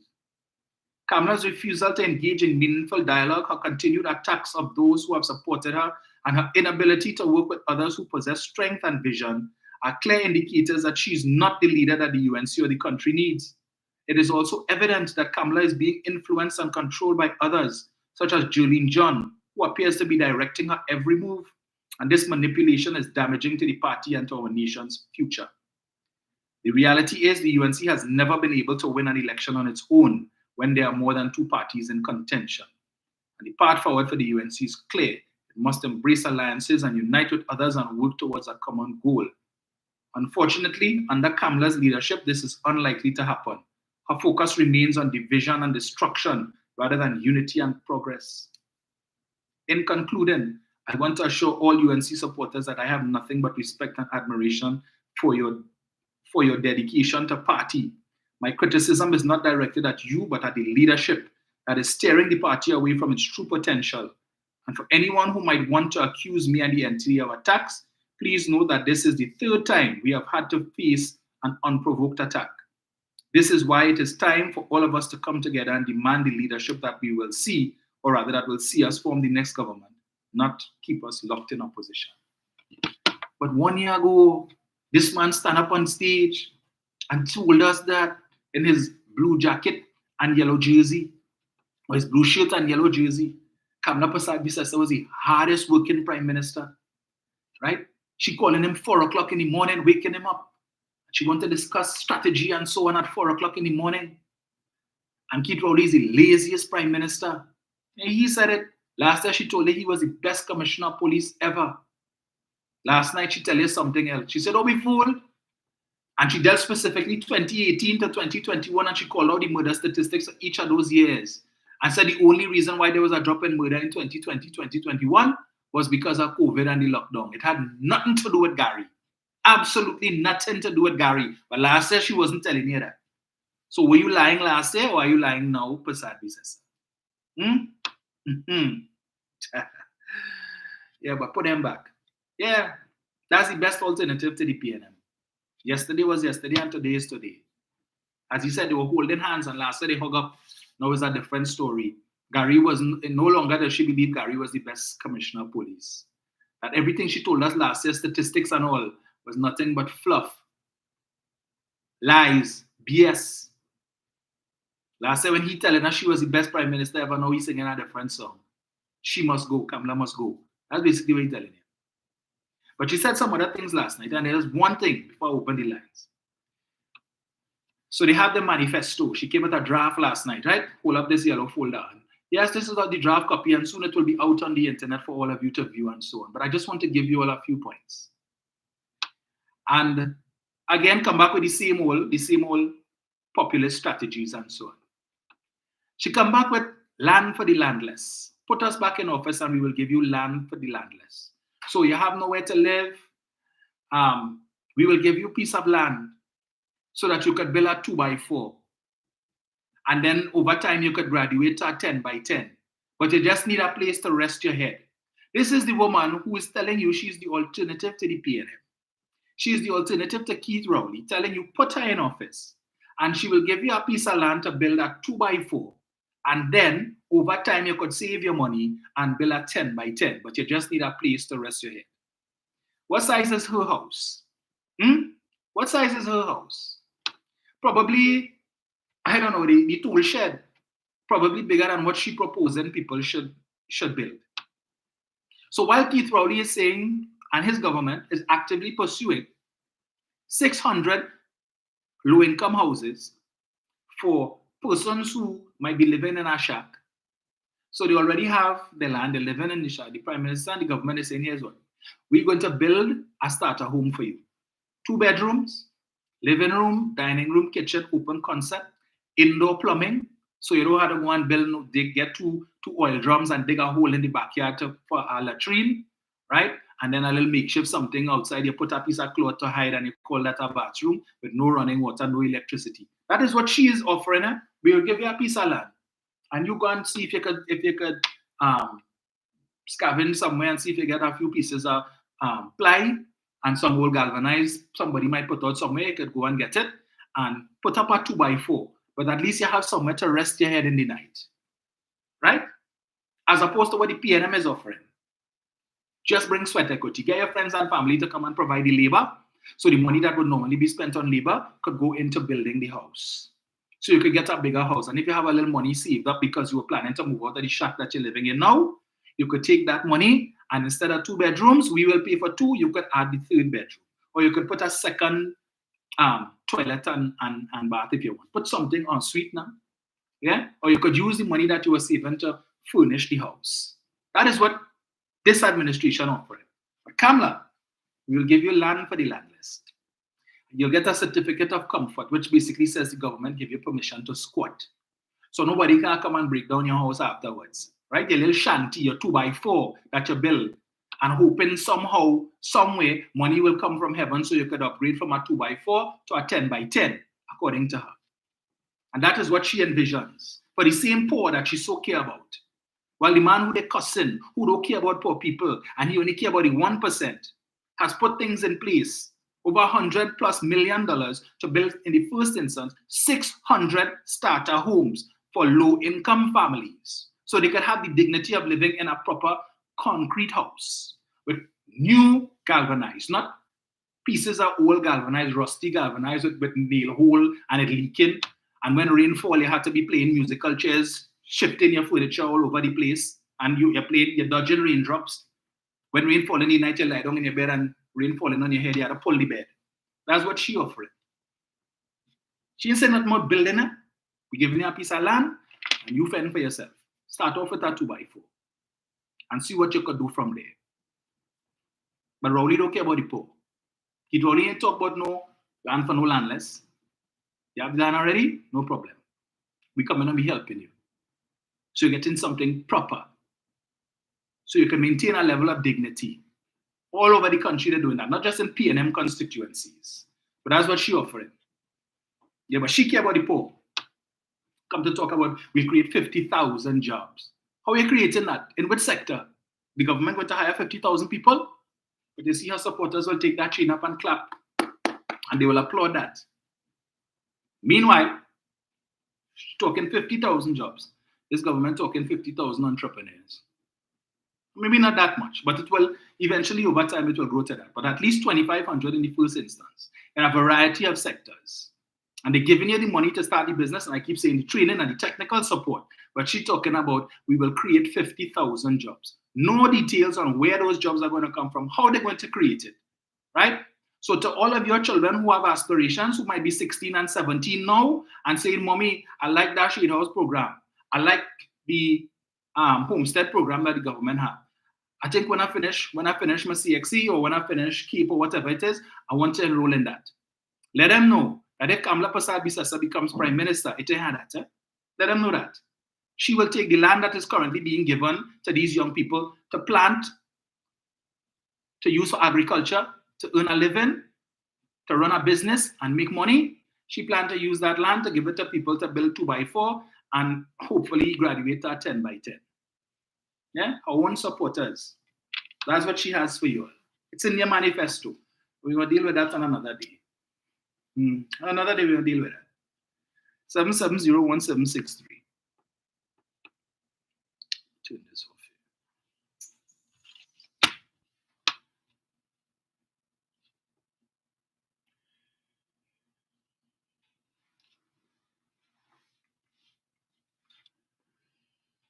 See here. So,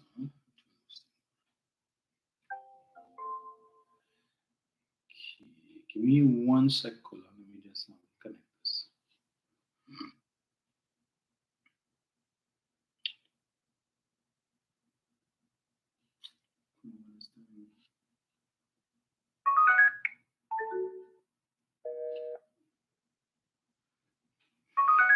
Hello, good morning. Hello. Good morning, Dominic. Morning. Yes, I went to the hospital, San Granny Hospital. It's beautiful. I thank God for it, and I watched Mrs. My Mouth. I said, PNM bill, not UNC. I say UNC out of power since 2015. So what was the bill? You can tell me. You went to where? We went to war whole road because my mouth have no front door. The health center is PNM. I say, you need hospital complaining, then go back vet and hang out. They don't care about here. Because you get free medication, you get a government walking stick and complaining. Do me something. I dare you. Them do nothing. Do nothing, you know. But you got free health care. The hospital is beautiful. And there's something about it is so different. The atmosphere is totally calming. This thing called hate. Hate have no reasoning. And hate comes from envy. It comes from self-loathing. If we take time to see the beauty of what Tim has done, get to a better place, and it keeps speaking over our land, what will happen?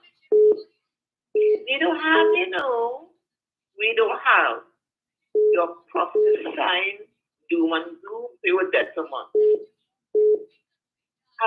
Robert, what's a question now? When it is a UNC government, it's a lie, right? We hate you. But when you slander the Robbie name, outside man, that was proof. You are conveniently married, Jeff and altogether. Why Kamla dismiss you? Is she crazy like you? Like, if you are a good cook and you are clean cook, you will get fired. Your hair's covered, you have on an apron, and long sleeve clothes. You clean before you start and clean as you go along. When you go to fire, you're going to keep getting promote you. And I was saying, God, I'm asking a question now. If you were raped, right?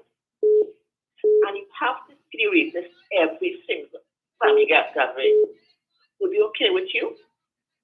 Because the people who raped, the ancestors who raped from Africa, what you're seeing is their feelings do not count. It's a present reminder of horrible past. And somebody was raised in Catholic schools. Rosary Boy in Auntie's College is a friend of mine. That rape made him gay. He died from AIDS. Was brought to the principal's attention, nothing was done. What you're saying is technically, what happened to my ancestors don't count. You are a hypocrite. And the Bible will have bishops, have prophets, pastors, bishops, evangelists. When they call archbishop, oh, guess what? You are living a lie. And what I say, I say. So back to the Bible, Penny Gordon, archbishop, are you in there? Come on, have a good day, bye-bye. Thank you, caller. Hello, good morning. Hello? Hello? Dominic! Oh, Lord Father. Leave it there. What's going on? Leave it there. I am Look good. at boy. I am good. Oh, Lord. Let me say good morning to my sister. You know, she don't miss the program. She's a PNM now. Yeah, she know good. She know good thing. She knows good thing. Hey, Dominic. Yes, sir. Do you know, back in the days, Dr. Rowley said how we don't have land in Trinidad to plant? No, he didn't say that. Do you know that, Dominic? No, I don't know that. Let me give you proof. Before I tell you what he did, I want to give you proof. You just do your research. Go back and check 5432 budget that was read. Listen to the former Prime Minister's response to the budget. Before she started her response to the budget, she said, only remember Dr. Rowley said we don't have land in Trinidad to plant. Before she started her response to the budget, she said that. And before I tell you what he did, I want you to go back and do your research. And I'm going to tell you what Dr. Rowley did when he said that. I will leave it there for now. Thank you. Newsday article dated Thursday, the 4th of October, 2018. Keith Rowley and agriculture. Not enough land for Trinidad for agriculture to be commercially viable. Agriculture will never be as commercially viable to the TNT economy as oil and gas because the country simply does not have the land space to be a major global player in the field, the Prime Minister said. He made a statement at the launch of the 87 million Alutech Research, and Development Facility in the Tamina E-Tech Park. The Ministry of Agriculture has consistently received one of the lowest allocations in national budgets over the years. This year it was 0.78 billion. Acknowledging the need for a more varied diet of activities and exports, given the country's over-reliance on oil and gas, Dr. Rowley said that while diversification was a must, it must take into consideration industries that can compete successfully on the global stage. We do not find very easily answers or logistical possibilities that we could simply step from one side of the curve to the other. He said we must do everything that is possible while holding on to the gains and the support of and the sustenance from oil and gas. Rowley said agriculture has long been trumpeted as an area worth pursuing. You ask, what are the things we can hold on to? And the first thing that you hear is agriculture. He says it is easy to pronounce, a big word, but you can pronounce it very easily. Noting the various types of agriculture, peasant, like most of our parents were familiar with, or commercial to be sold on an international scale, Rowley said, for a start, we have no land space to talk about to get involved in agriculture to get economies of scale. There are farms around the world that are bigger than Trinidad and Tobago. So economies of scale to compete with any agricultural product, we are not there yet. Not for corn, not for soybeans.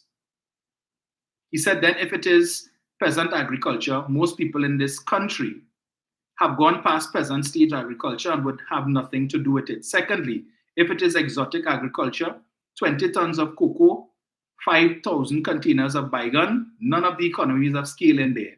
And none of the earnings from those areas, important as they may be, will be able to substitute effectively what we have become accustomed to, which is given to us by oil and gas. To compound matters, Rowley said most of the people who talk about agriculture in TNT wouldn't get their hand in it. So you understand the context in which it was said? Dr. Rowley was making the point that the agriculture sector, when we look at the availability of land, could never give us the kind of money that the oil and gas sector could give us. In terms of the billions of dollars that we get from oil and gas, we do not have sufficient land space in Trinidad and Tobago to have agriculture at the level that could give us billions of dollars in earnings. So you see when I come at, leave it there when you come in with them thing. You tell me do research, it don't take me long. Come better than that, please. Please. Hello, good morning. Hey, Dominic. Morning, sir. Morning. Dominic, I will ask you this question because I will say, I will not vote for the UNC because of certain information that you have given us and I've read and what they have done. Could you imagine, like, sport, they went and borrowed money from the bank, right? And as the report here under Simon and the police and the CDP, right? Statement that was for weddings, boats and cars and those things, and the taxpayer, which is us, have to pay for that. That is our money they stole and have fun. Even the happiness program under NGC when they was having their fun. You understand? I cannot see I go in and put back a government like that who have destroyed the economy of Trinidad and Tobago, and Dr. Rowley, who is trying his best with investment to bring our country back. It have a next issue too, you know. The IDB bank with WhatsApp. For them to get money, UNC was to get money, Dominic. Yes. They had was to lower the staff of WhatsApp. Right? It's alleged, right? Let me use the word alleged. In WhatsApp. And when they lower the staff of WhatsApp, they get the money out. They get the money from the IDB bank. They hire back everybody. You think, Dominic, how could I support and sleep in my eye that a corrupted government? And I must put back that. And Dominic, if they keep that money out of life sports, and Dr. Rowley wants to build a building for the pantry, big on the pan, for 100 and something million, and life sport for 300 and something million stolen from us. And people have a problem with $100 million to give chance pantry because to build that building. And this killer 300 and more million from our country. And they're talking about pantry because should not get that building and all kind of thing. Dominic, I could never, I tell you that, support that government. And all the rhetoric come like project 2025, they're coming back with everything that in the manifesto for 2000. The other day when they had election, they're coming back with those things. Look at the unit trust. Look at the growth unit trust getting. People getting dividends out of unit trust. Unit trust on a growth, as the IMF said. Yes. The country's on a 2% growth. And people talking about destroying the stability of Trinidad and Tobago to move Dr. Rowley up.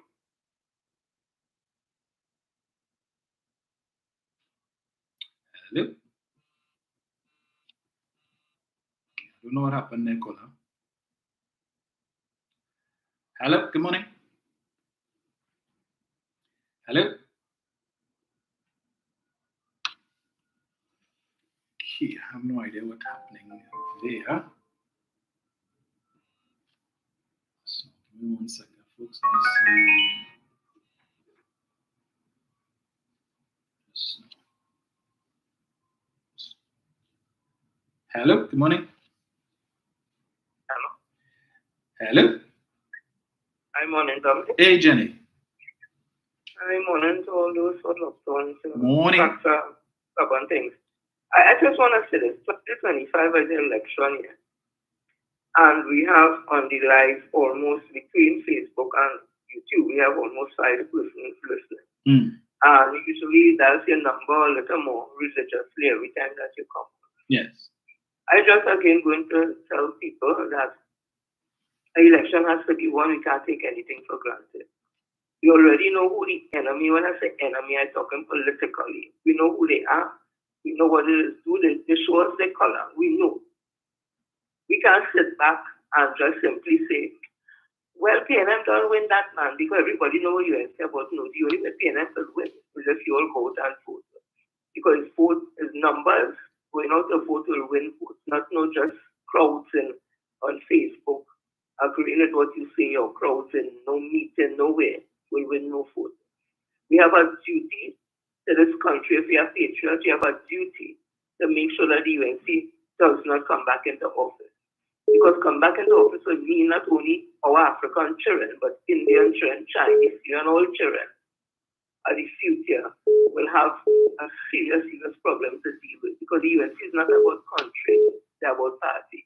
They're not about good governance, good legislature. It's not about that. It's about kickbacks, it's contracts, it's thieving, corruption. We have seen it, we have heard it. So imagine having a man like Annie Roberts talking to us now, a man who we saw around the savannah for carnival drunk. That is not a one-time drunk, you could convince me he was just drinking for carnival. That drunk, he was drunk, that is our customary thing of being drunk. Right? We hear stories about Kamla Persad-Bissessar, so we may not have. Well, we saw on stage, and again, I've been around a lot of alcoholics in my family, so I'm very aware to see the signs. and understand the science. From my opinion, Kamla Persad-Bissessar also is a drunk. And we have things to back it up, right? So it's not I just saying that. We heard about Dr. Levermarad talking about people in the UNC associated with human trafficking. We see for ourselves that right now in the parliament or the chief whip of the UNC, he on $1 million deal. We've seen all these things. So I don't know if people will feel come 2025. People have enough information. Let me and other people go. No, there are no other people to go and vote. As you and your family, you have to tell your children, you have to convince your children, Cambridge Analytica say that they don't have to tell their children, not their children just know. They have to vote for the UNC. And I'm telling you, we children have to know. All we children have to know. They have to vote for the People's National Movement if they want a future for themselves. It is important we take this information we get in here, not only about because we talk the truth, or Sharon Felix, not true, let's say, or whoever, whatever platform. Yes, only talking the truth. And don't take that truth and tell it to your children and your children. And even if they don't understand, make them understand the importance of what it means to go and vote come 2025 and to vote for the People's National Movement. Other than that, we will commit our future to gloom and doom, corruption, mayhem. That's all that's going to happen if we allow you to come back in office. I urge people again, take the information that they get in here. Teach the children, let them understand the importance of voting, let them understand that people would have died for the right for us to vote. Let them understand that women at one time could not vote at all in the world. Let them understand that this country they didn't have property, they couldn't vote. And to simply say what is voting, if me a vote, so what? Yes, so what? You have to go and vote. Tell your children. Again, I can't stop pleading it, Dominic, because there's people we need to go to vote for the People's National Movement, so the Dr. Christopher and the PNM to remain in office, to continue the work they have been doing, the work that Minister Sturgeon has been doing, Monster Cummins, Naim Garcia, and all the other ministers have been doing. If you want that to come to our hall, sit down home, be complacent. Don't tell your children nothing, and let the UNC get back into office, and then hold on your head and hold and say, oh, what Dominic did really say, and this one did really say. So to avoid all that, come out in all the numbers, carry everybody to the pool. You don't have transport when that time comes. Call your area representative, call the council, call somebody to get you to the pool and back. And go very early and stand up. What if you have to stand up in the sun? But sometimes carry an umbrella that gets some quick feet or something and know what you're doing. If standing in line to make history, to make sure that the people around and the people national movement get back into office. So not to do that again, I say to commit us, all of us, to gloom and mayhem, more corruption. And people, and I want to say, people have out this way to say, when the PNM come into office, it's a crime. And I want them to start asking this question, why just every time the UNC comes out of office, crime does increase?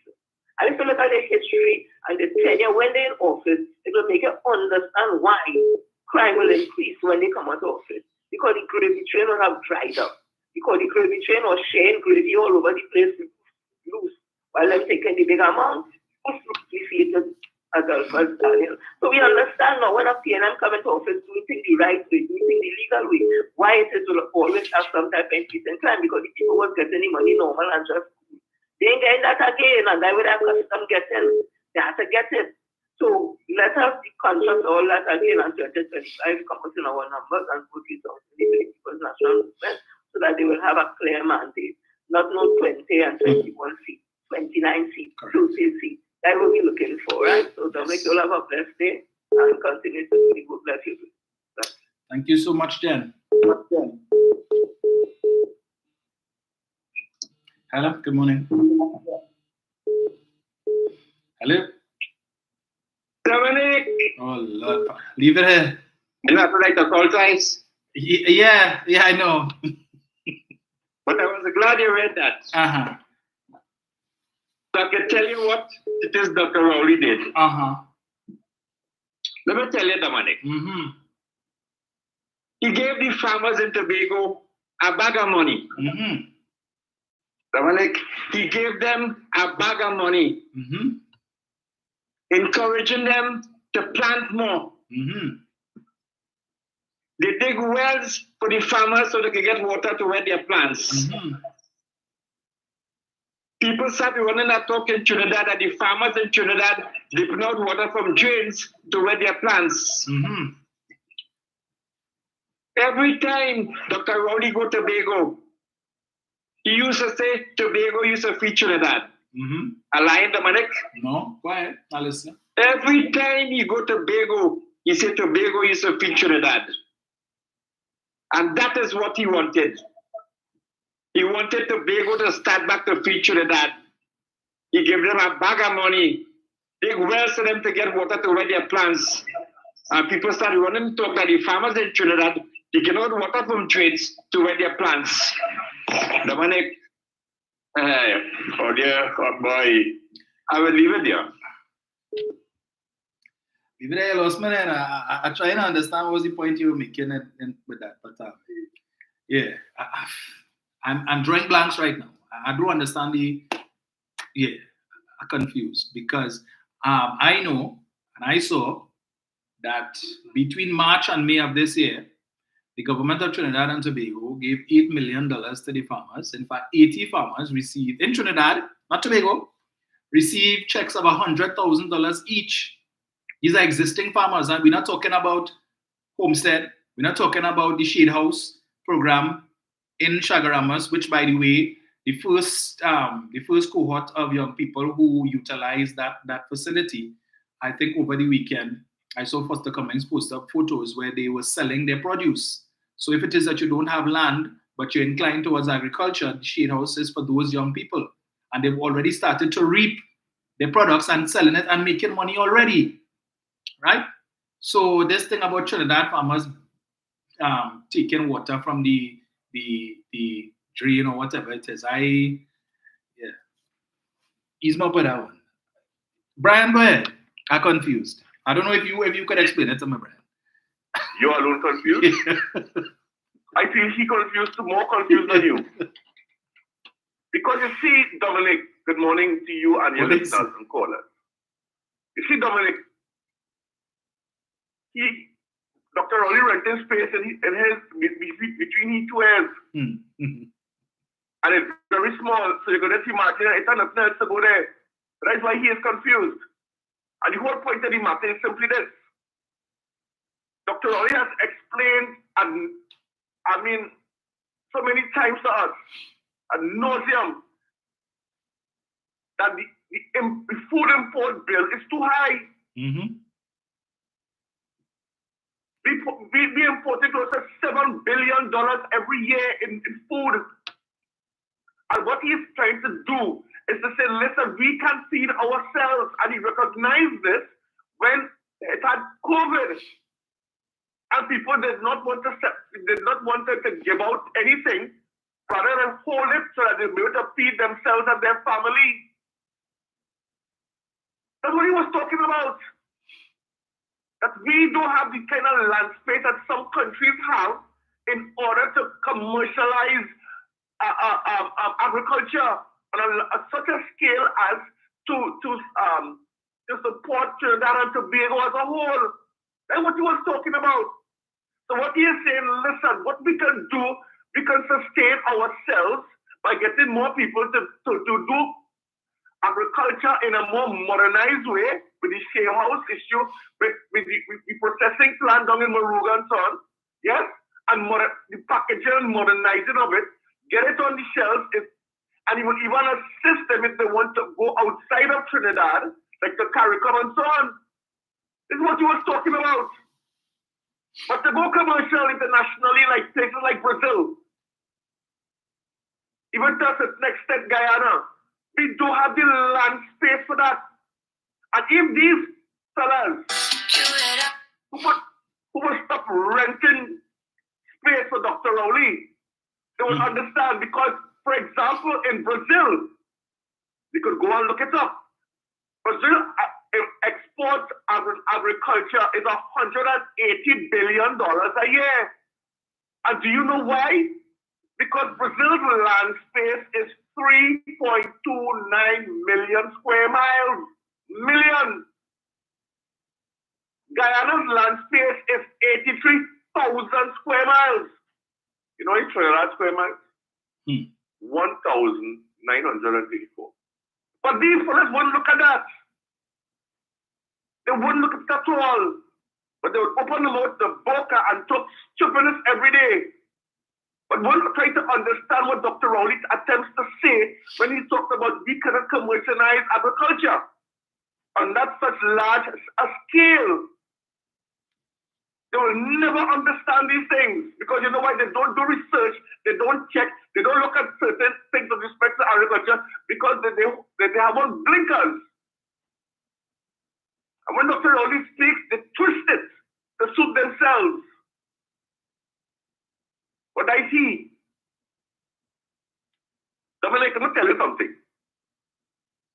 People have to understand what Jenny is saying every time she comes on and she speaks, and I'll tell you why I say that. This is what you said this morning, because I came in late on you. But I still got the gist of what you are attempting to say. But the whole point of the matter is simply this. People have to understand and don't forget what these people did to us.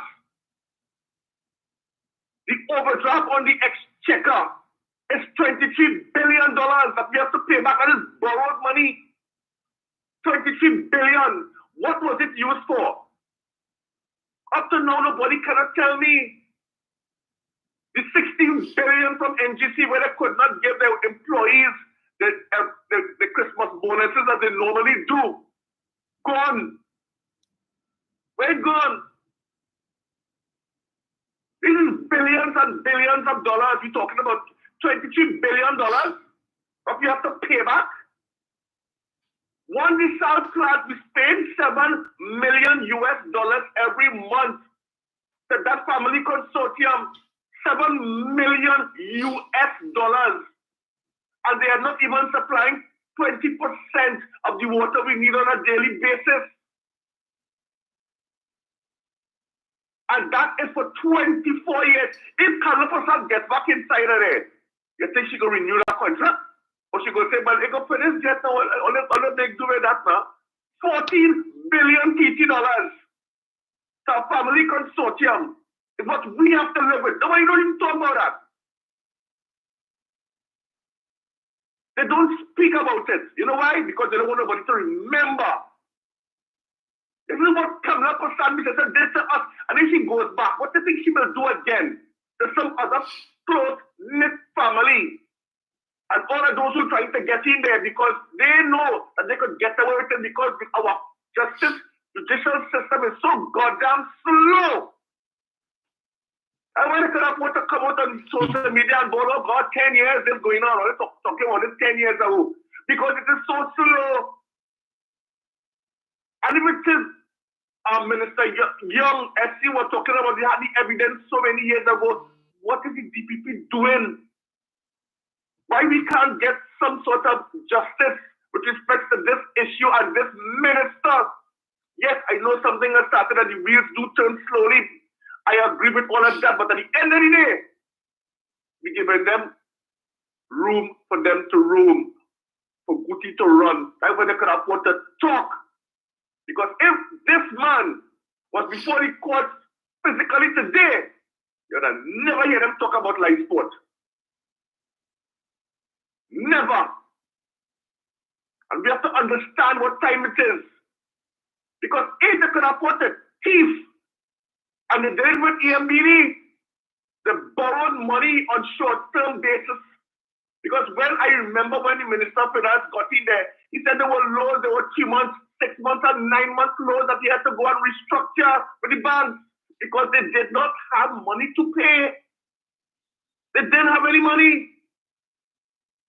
How could a government take such short-term loans worth millions of dollars for the taxpayers to pay back? Just give away money, just to give all willy-nilly. And if you're taught, you're dead. If you're a witness, you're dead. People have to understand these things. That is why your vote is important.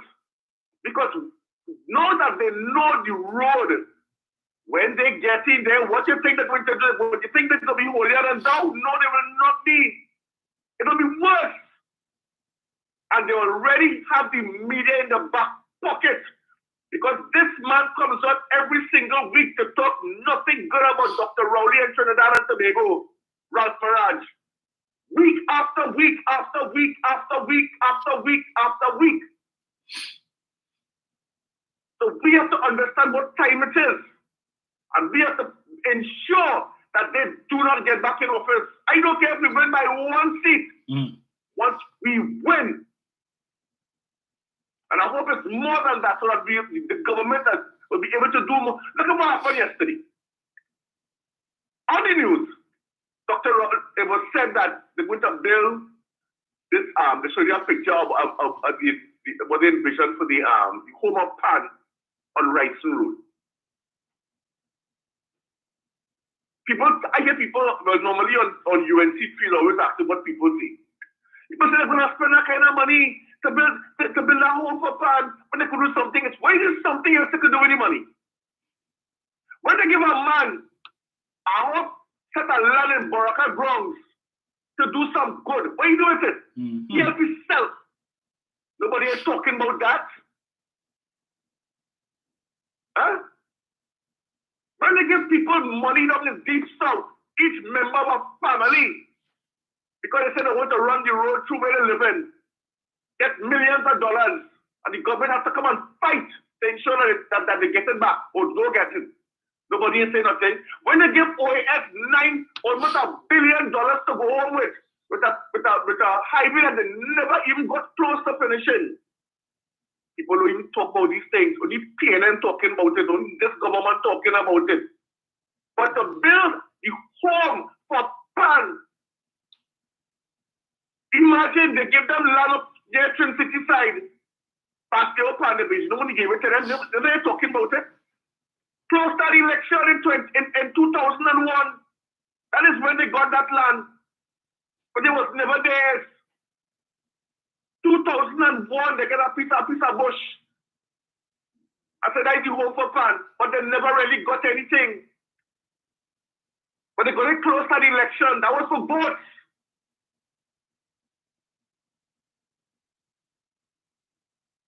Now that we could see what is happening with Pan and what that building is going to do in order to bring in revenue for the people, for the youths and so on.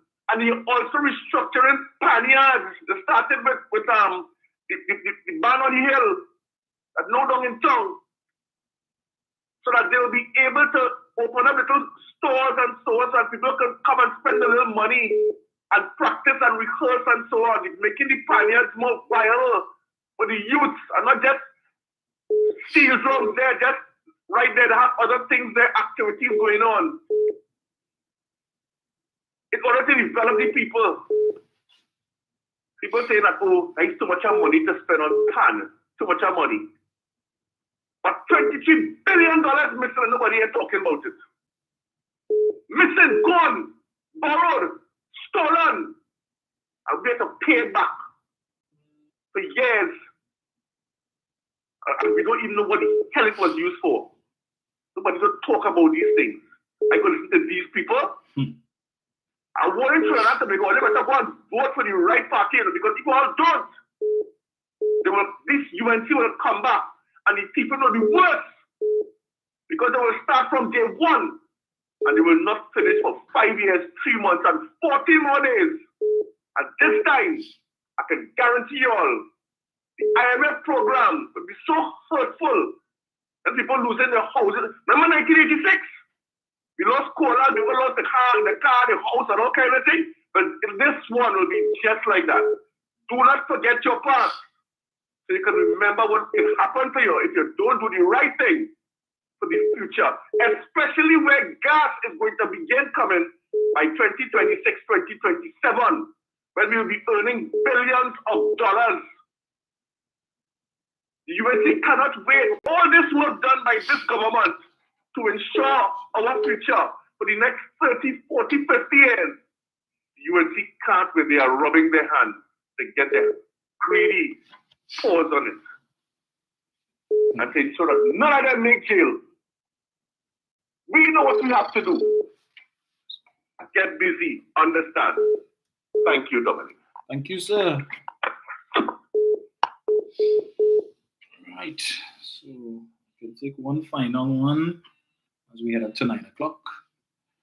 Hello, good morning. Hey, good morning, Derek. Good morning. Morning, sir. Yeah, I want to start off by saying thanks for giving us this platform to debunk the narrative that they try to push on us. And they've done it successfully in 2010, when they said that Manning and Calder had stolen millions, and Malcolm Jones, I want to zero in on Malcolm Jones. You know, we need to change the narrative with this Malcolm Jones saga and how they painted Malcolm Jones, because Malcolm Jones was a citizen that did well for his country, and he meant well when he was doing the things, because Malcolm Jones helped build this country. Then you just look at Pointisas, industrial estates, and other things that this man would have contributed in to have us where we are today. But instead, we allow them to change the narrative to paint him into a corner that he's some criminal and a crook. Started off as telling he thief millions, and when they realize, you know, we're going after Malcolm, so we're going to sue Malcolm and get back the millions. When the case was about to thing, everybody must put in the thing. Malcolm put in his witness statement. The lawyers representing the state and the AG, although them first and the AG would say that he didn't know because the law is doing the thing.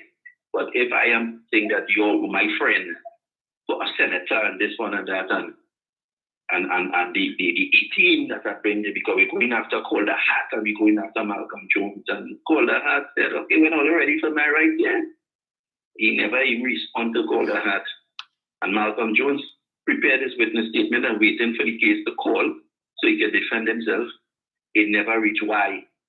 Somebody held on to the witness statement, and in the meantime, the state is paying these guys and they must set some money. No wonder they're before the court now. And that is it. You know, and when we look at EMBD and the minister and how he came about to be involved in it, when he was playing out in the court and his name has to be called. So they ask him now to come and answer some of these questions that the same contractors and them put before the court, because we want to know where the money gone and how the money was just to justify what the contractors and them are saying. And up to today, this man can't put forward a simple witness statement, because as he said, he's just the minister, and just like Anil and that, I'm the minister. So I don't think they're the public servants. But the court, in what was being put forward in the court with the contractors and with the state, it bypassed the public servants and went straight to the minister. Why? They can't say that what has been put forward is PNM voodoo. Like what they told you, remember that with Rule 201, it was PNM voodoo. So what I see, what you see, what them seeing, is not what they're seeing. PNM put some voodoo and we're seeing something different. And I did tell you how these people, the audacity of these people and who did totally disrespect our knowledge. Or you could say something like that to the public. And I'm totally 110% agree when you said that more than the politicians that are in the UNC that are doing the wrongdoing, it's the supporters.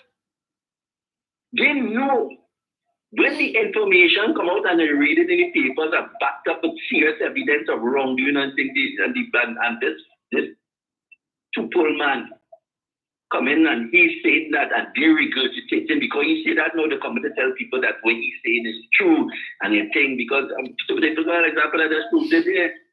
It's PNM voodoo, wasn't he in Room 201, that's PNM voodoo. And these people, not that they believe it, you know, they carry on the narrative to people like us, to hush we mouth, you know. Don't talk about that. Let me talk about PNM thief. But what PNM thief? Well, they're making up the thing. The Auditor General say 3 billion missing. The Auditor General don't generate statements and accounts. They go through it. And if the thief, why did the people in the Ministry of Finance and the people in the Treasury would have told them, hey, there is a part that needs to be put into the statement with this part here that money received through the wire transfers and these things.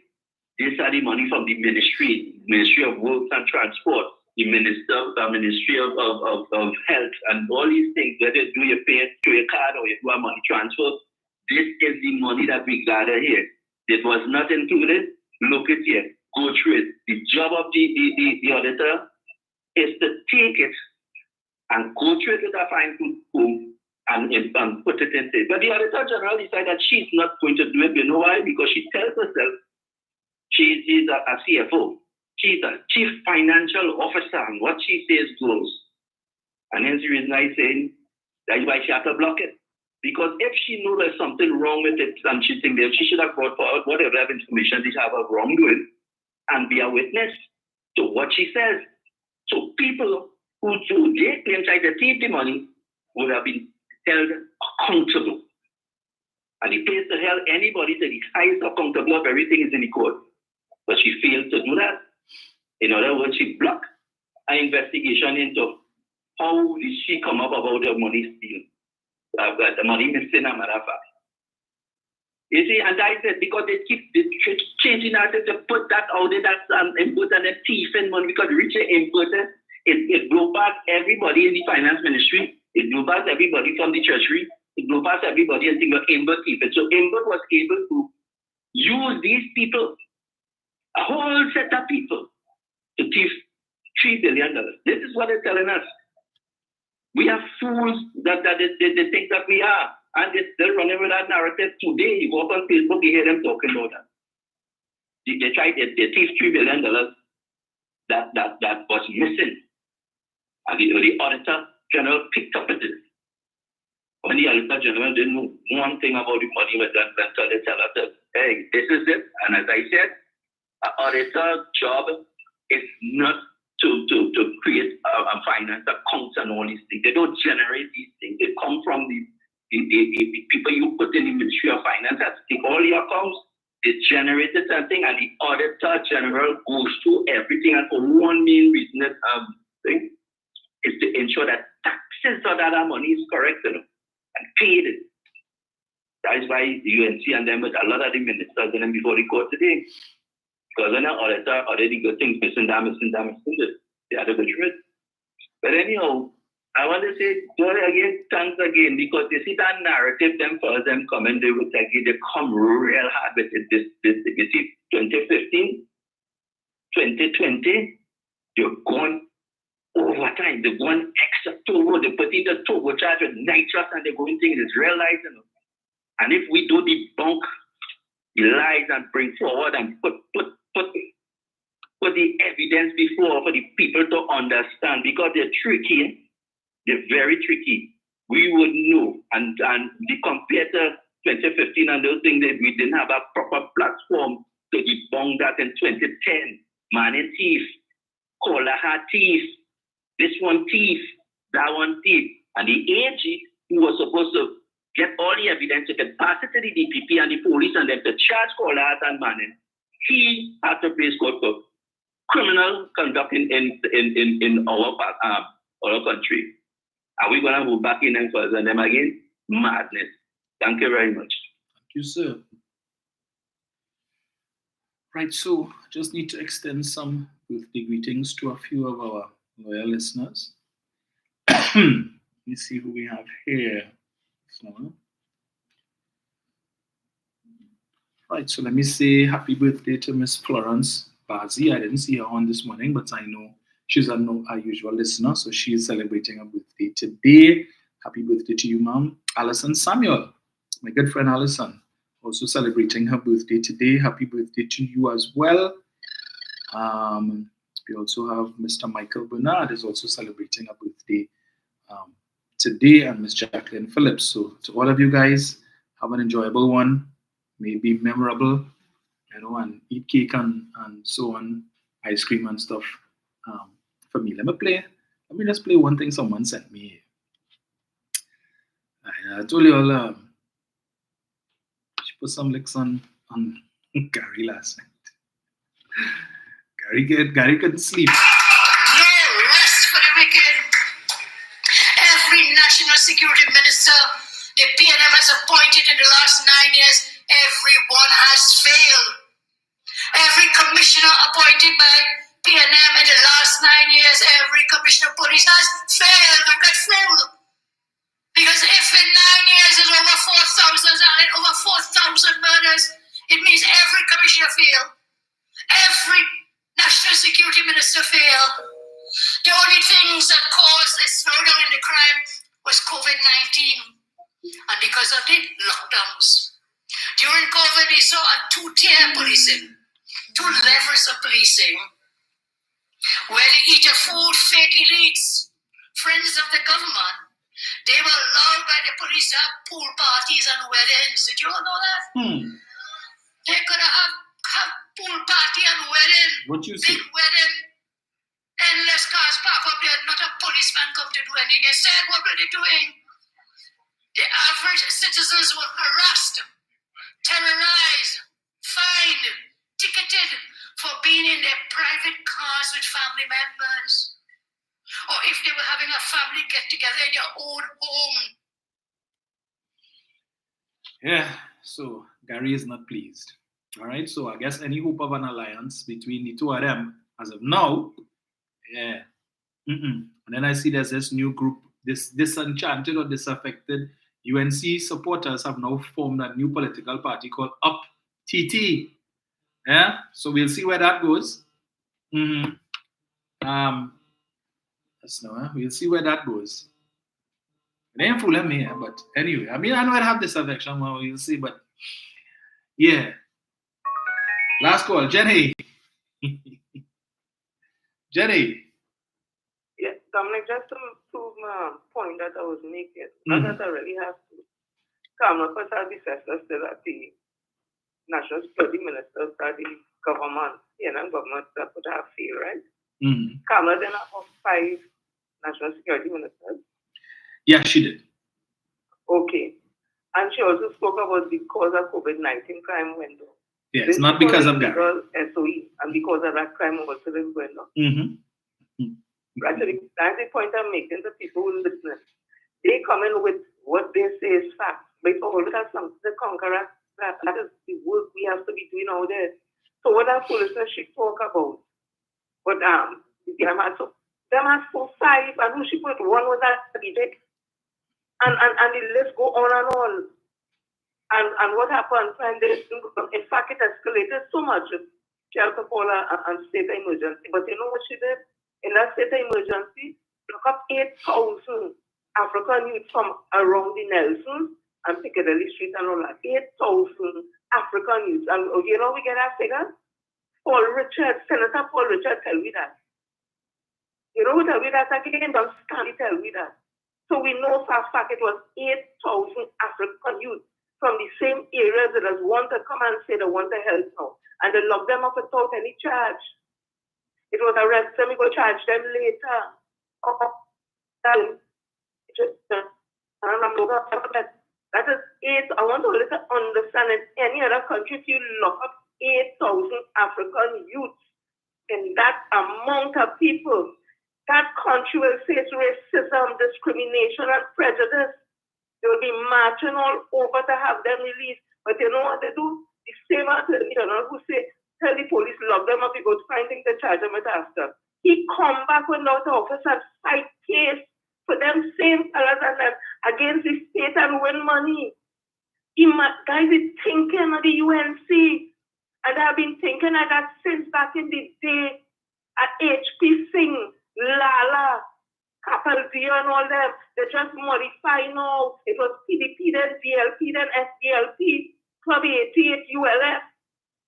They went to NAR, UNC, PP, and come back to UNC. all reincarnation of them has been the same from the foundation and the root has always been racism. Imagine Errol Mahavir, one of them,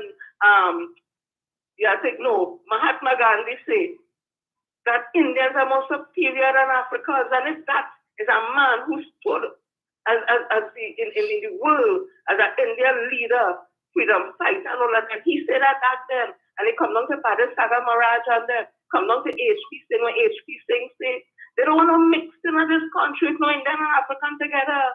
He laughed at the DLP leaders who was wanted to bring in Africans into the party. He didn't want no part of that. He wrote a book that speak about black racism against Indian people. But in that book, they talk about separating this country across the bridge, the English or English, and across here for African people. It had a group of Indian people across the Canny Bridge, form a community by themselves, separate themselves from everybody in this country, and they eventually leave here and went to Canada.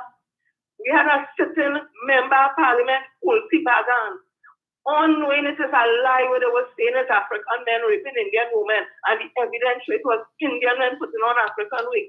This woman encouraged her constituency to form a vigilante group, which they did, to carry out violence against people of African descent. This happened right here in Trinidad and Tobago, and African people sit down and they say nothing. But Kamla Persad-Bissessar is saying it will have racial tension to remove the 3 ships that brought nothing but murder to this part of the hemisphere, and to put the steel pan, which is an invention of the people of African descent that all races does enjoy. She said putting that on the quota will create tension, racial tension. It didn't create racial tension with the SOE. It didn't create racial tension when Tobago and UNC tell Indian people to form a vigilante group and carry out violence against African people. It didn't form a racial tension when H.P. Singh formed the Indian Association of Trinidad and Tobago, and the special branch had them under investigation because their job was down here to form a group, train men to fight and mash up and blow up police stations and bridges and to beat African people, violence against them. It didn't have no racial tension. When Capello went up to Marlborough House and up there, sitting between Ellis Clark and Dr. Williams and saying all kind of racial and nasty things about Dr. Williams, it didn't create racial tension there. But as is something African people to celebrate us is a problem. But we must celebrate them and we have no problem, which we don't do. It doesn't have no racial tension there. So people, again, I'm saying, and this is not all Indian people. It can never be all Indian people. We are talking about that. We're talking about those who Dr. Eric Williams would have called recalcitrant minority. And he had a right to call them that. Because recalcitrant just means stubborn, obstinate, and not wanting to do what is right, not going with the law. That's what a recalcitrant is. It's not something with Indian. An African person could be recalcitrant, a white person could be recalcitrant. But I'm making sure you all understand the importance of not allowing the UNC and Kamla Persad-Bissessar to ever get back into the powers of authority in this country. They are about racism, tearing the country apart. The PNM has a history of filling this country, of nationalism, of no racism. They treat everybody as they ought to be treated as a citizen of this country.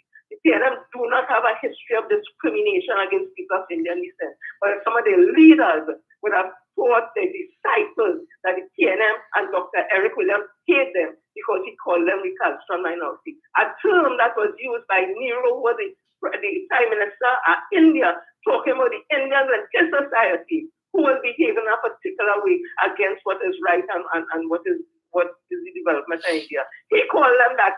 An Indian Prime Minister termed that and called some in the country in India recalcitrant minority. Dr. Williams just used that same phrase. So those who are fighting against the progress of this country, and they take that and they make it this mantra and tell the disciples that African people don't like Indian people, the PNM and Dr. Williams don't like Indian people, and that has stood today. That is why it's dangerous to get them back into this country in power again as any government. We have to know what we have to do come 2025 for every race in this country to live in peace. Thank you again, Dom. Thank you, Jen. And with that, folks, I take my leave. We will chat again on Thursday morning, God's willing, 6:30 as usual. Right. So again, to those who are celebrating birthdays today, have a great one and enjoyable one. Anon says, heavy and TC is a good example of recalcitrant morons. Oh Lord. So good morning again to all 110 of you on Facebook and all 327 of you on YouTube. Yeah, so lots of things to still discuss. We will delve into the Monday night forum a little more on Tuesday. Terence Cummings, morning, sir. Yeah, Joyce Joseph, Nadia Lewis Dixon, Malcolm Rock, morning. Yes, so enjoy your day. As I always say, make it a productive one. And we will chat again on Tuesday.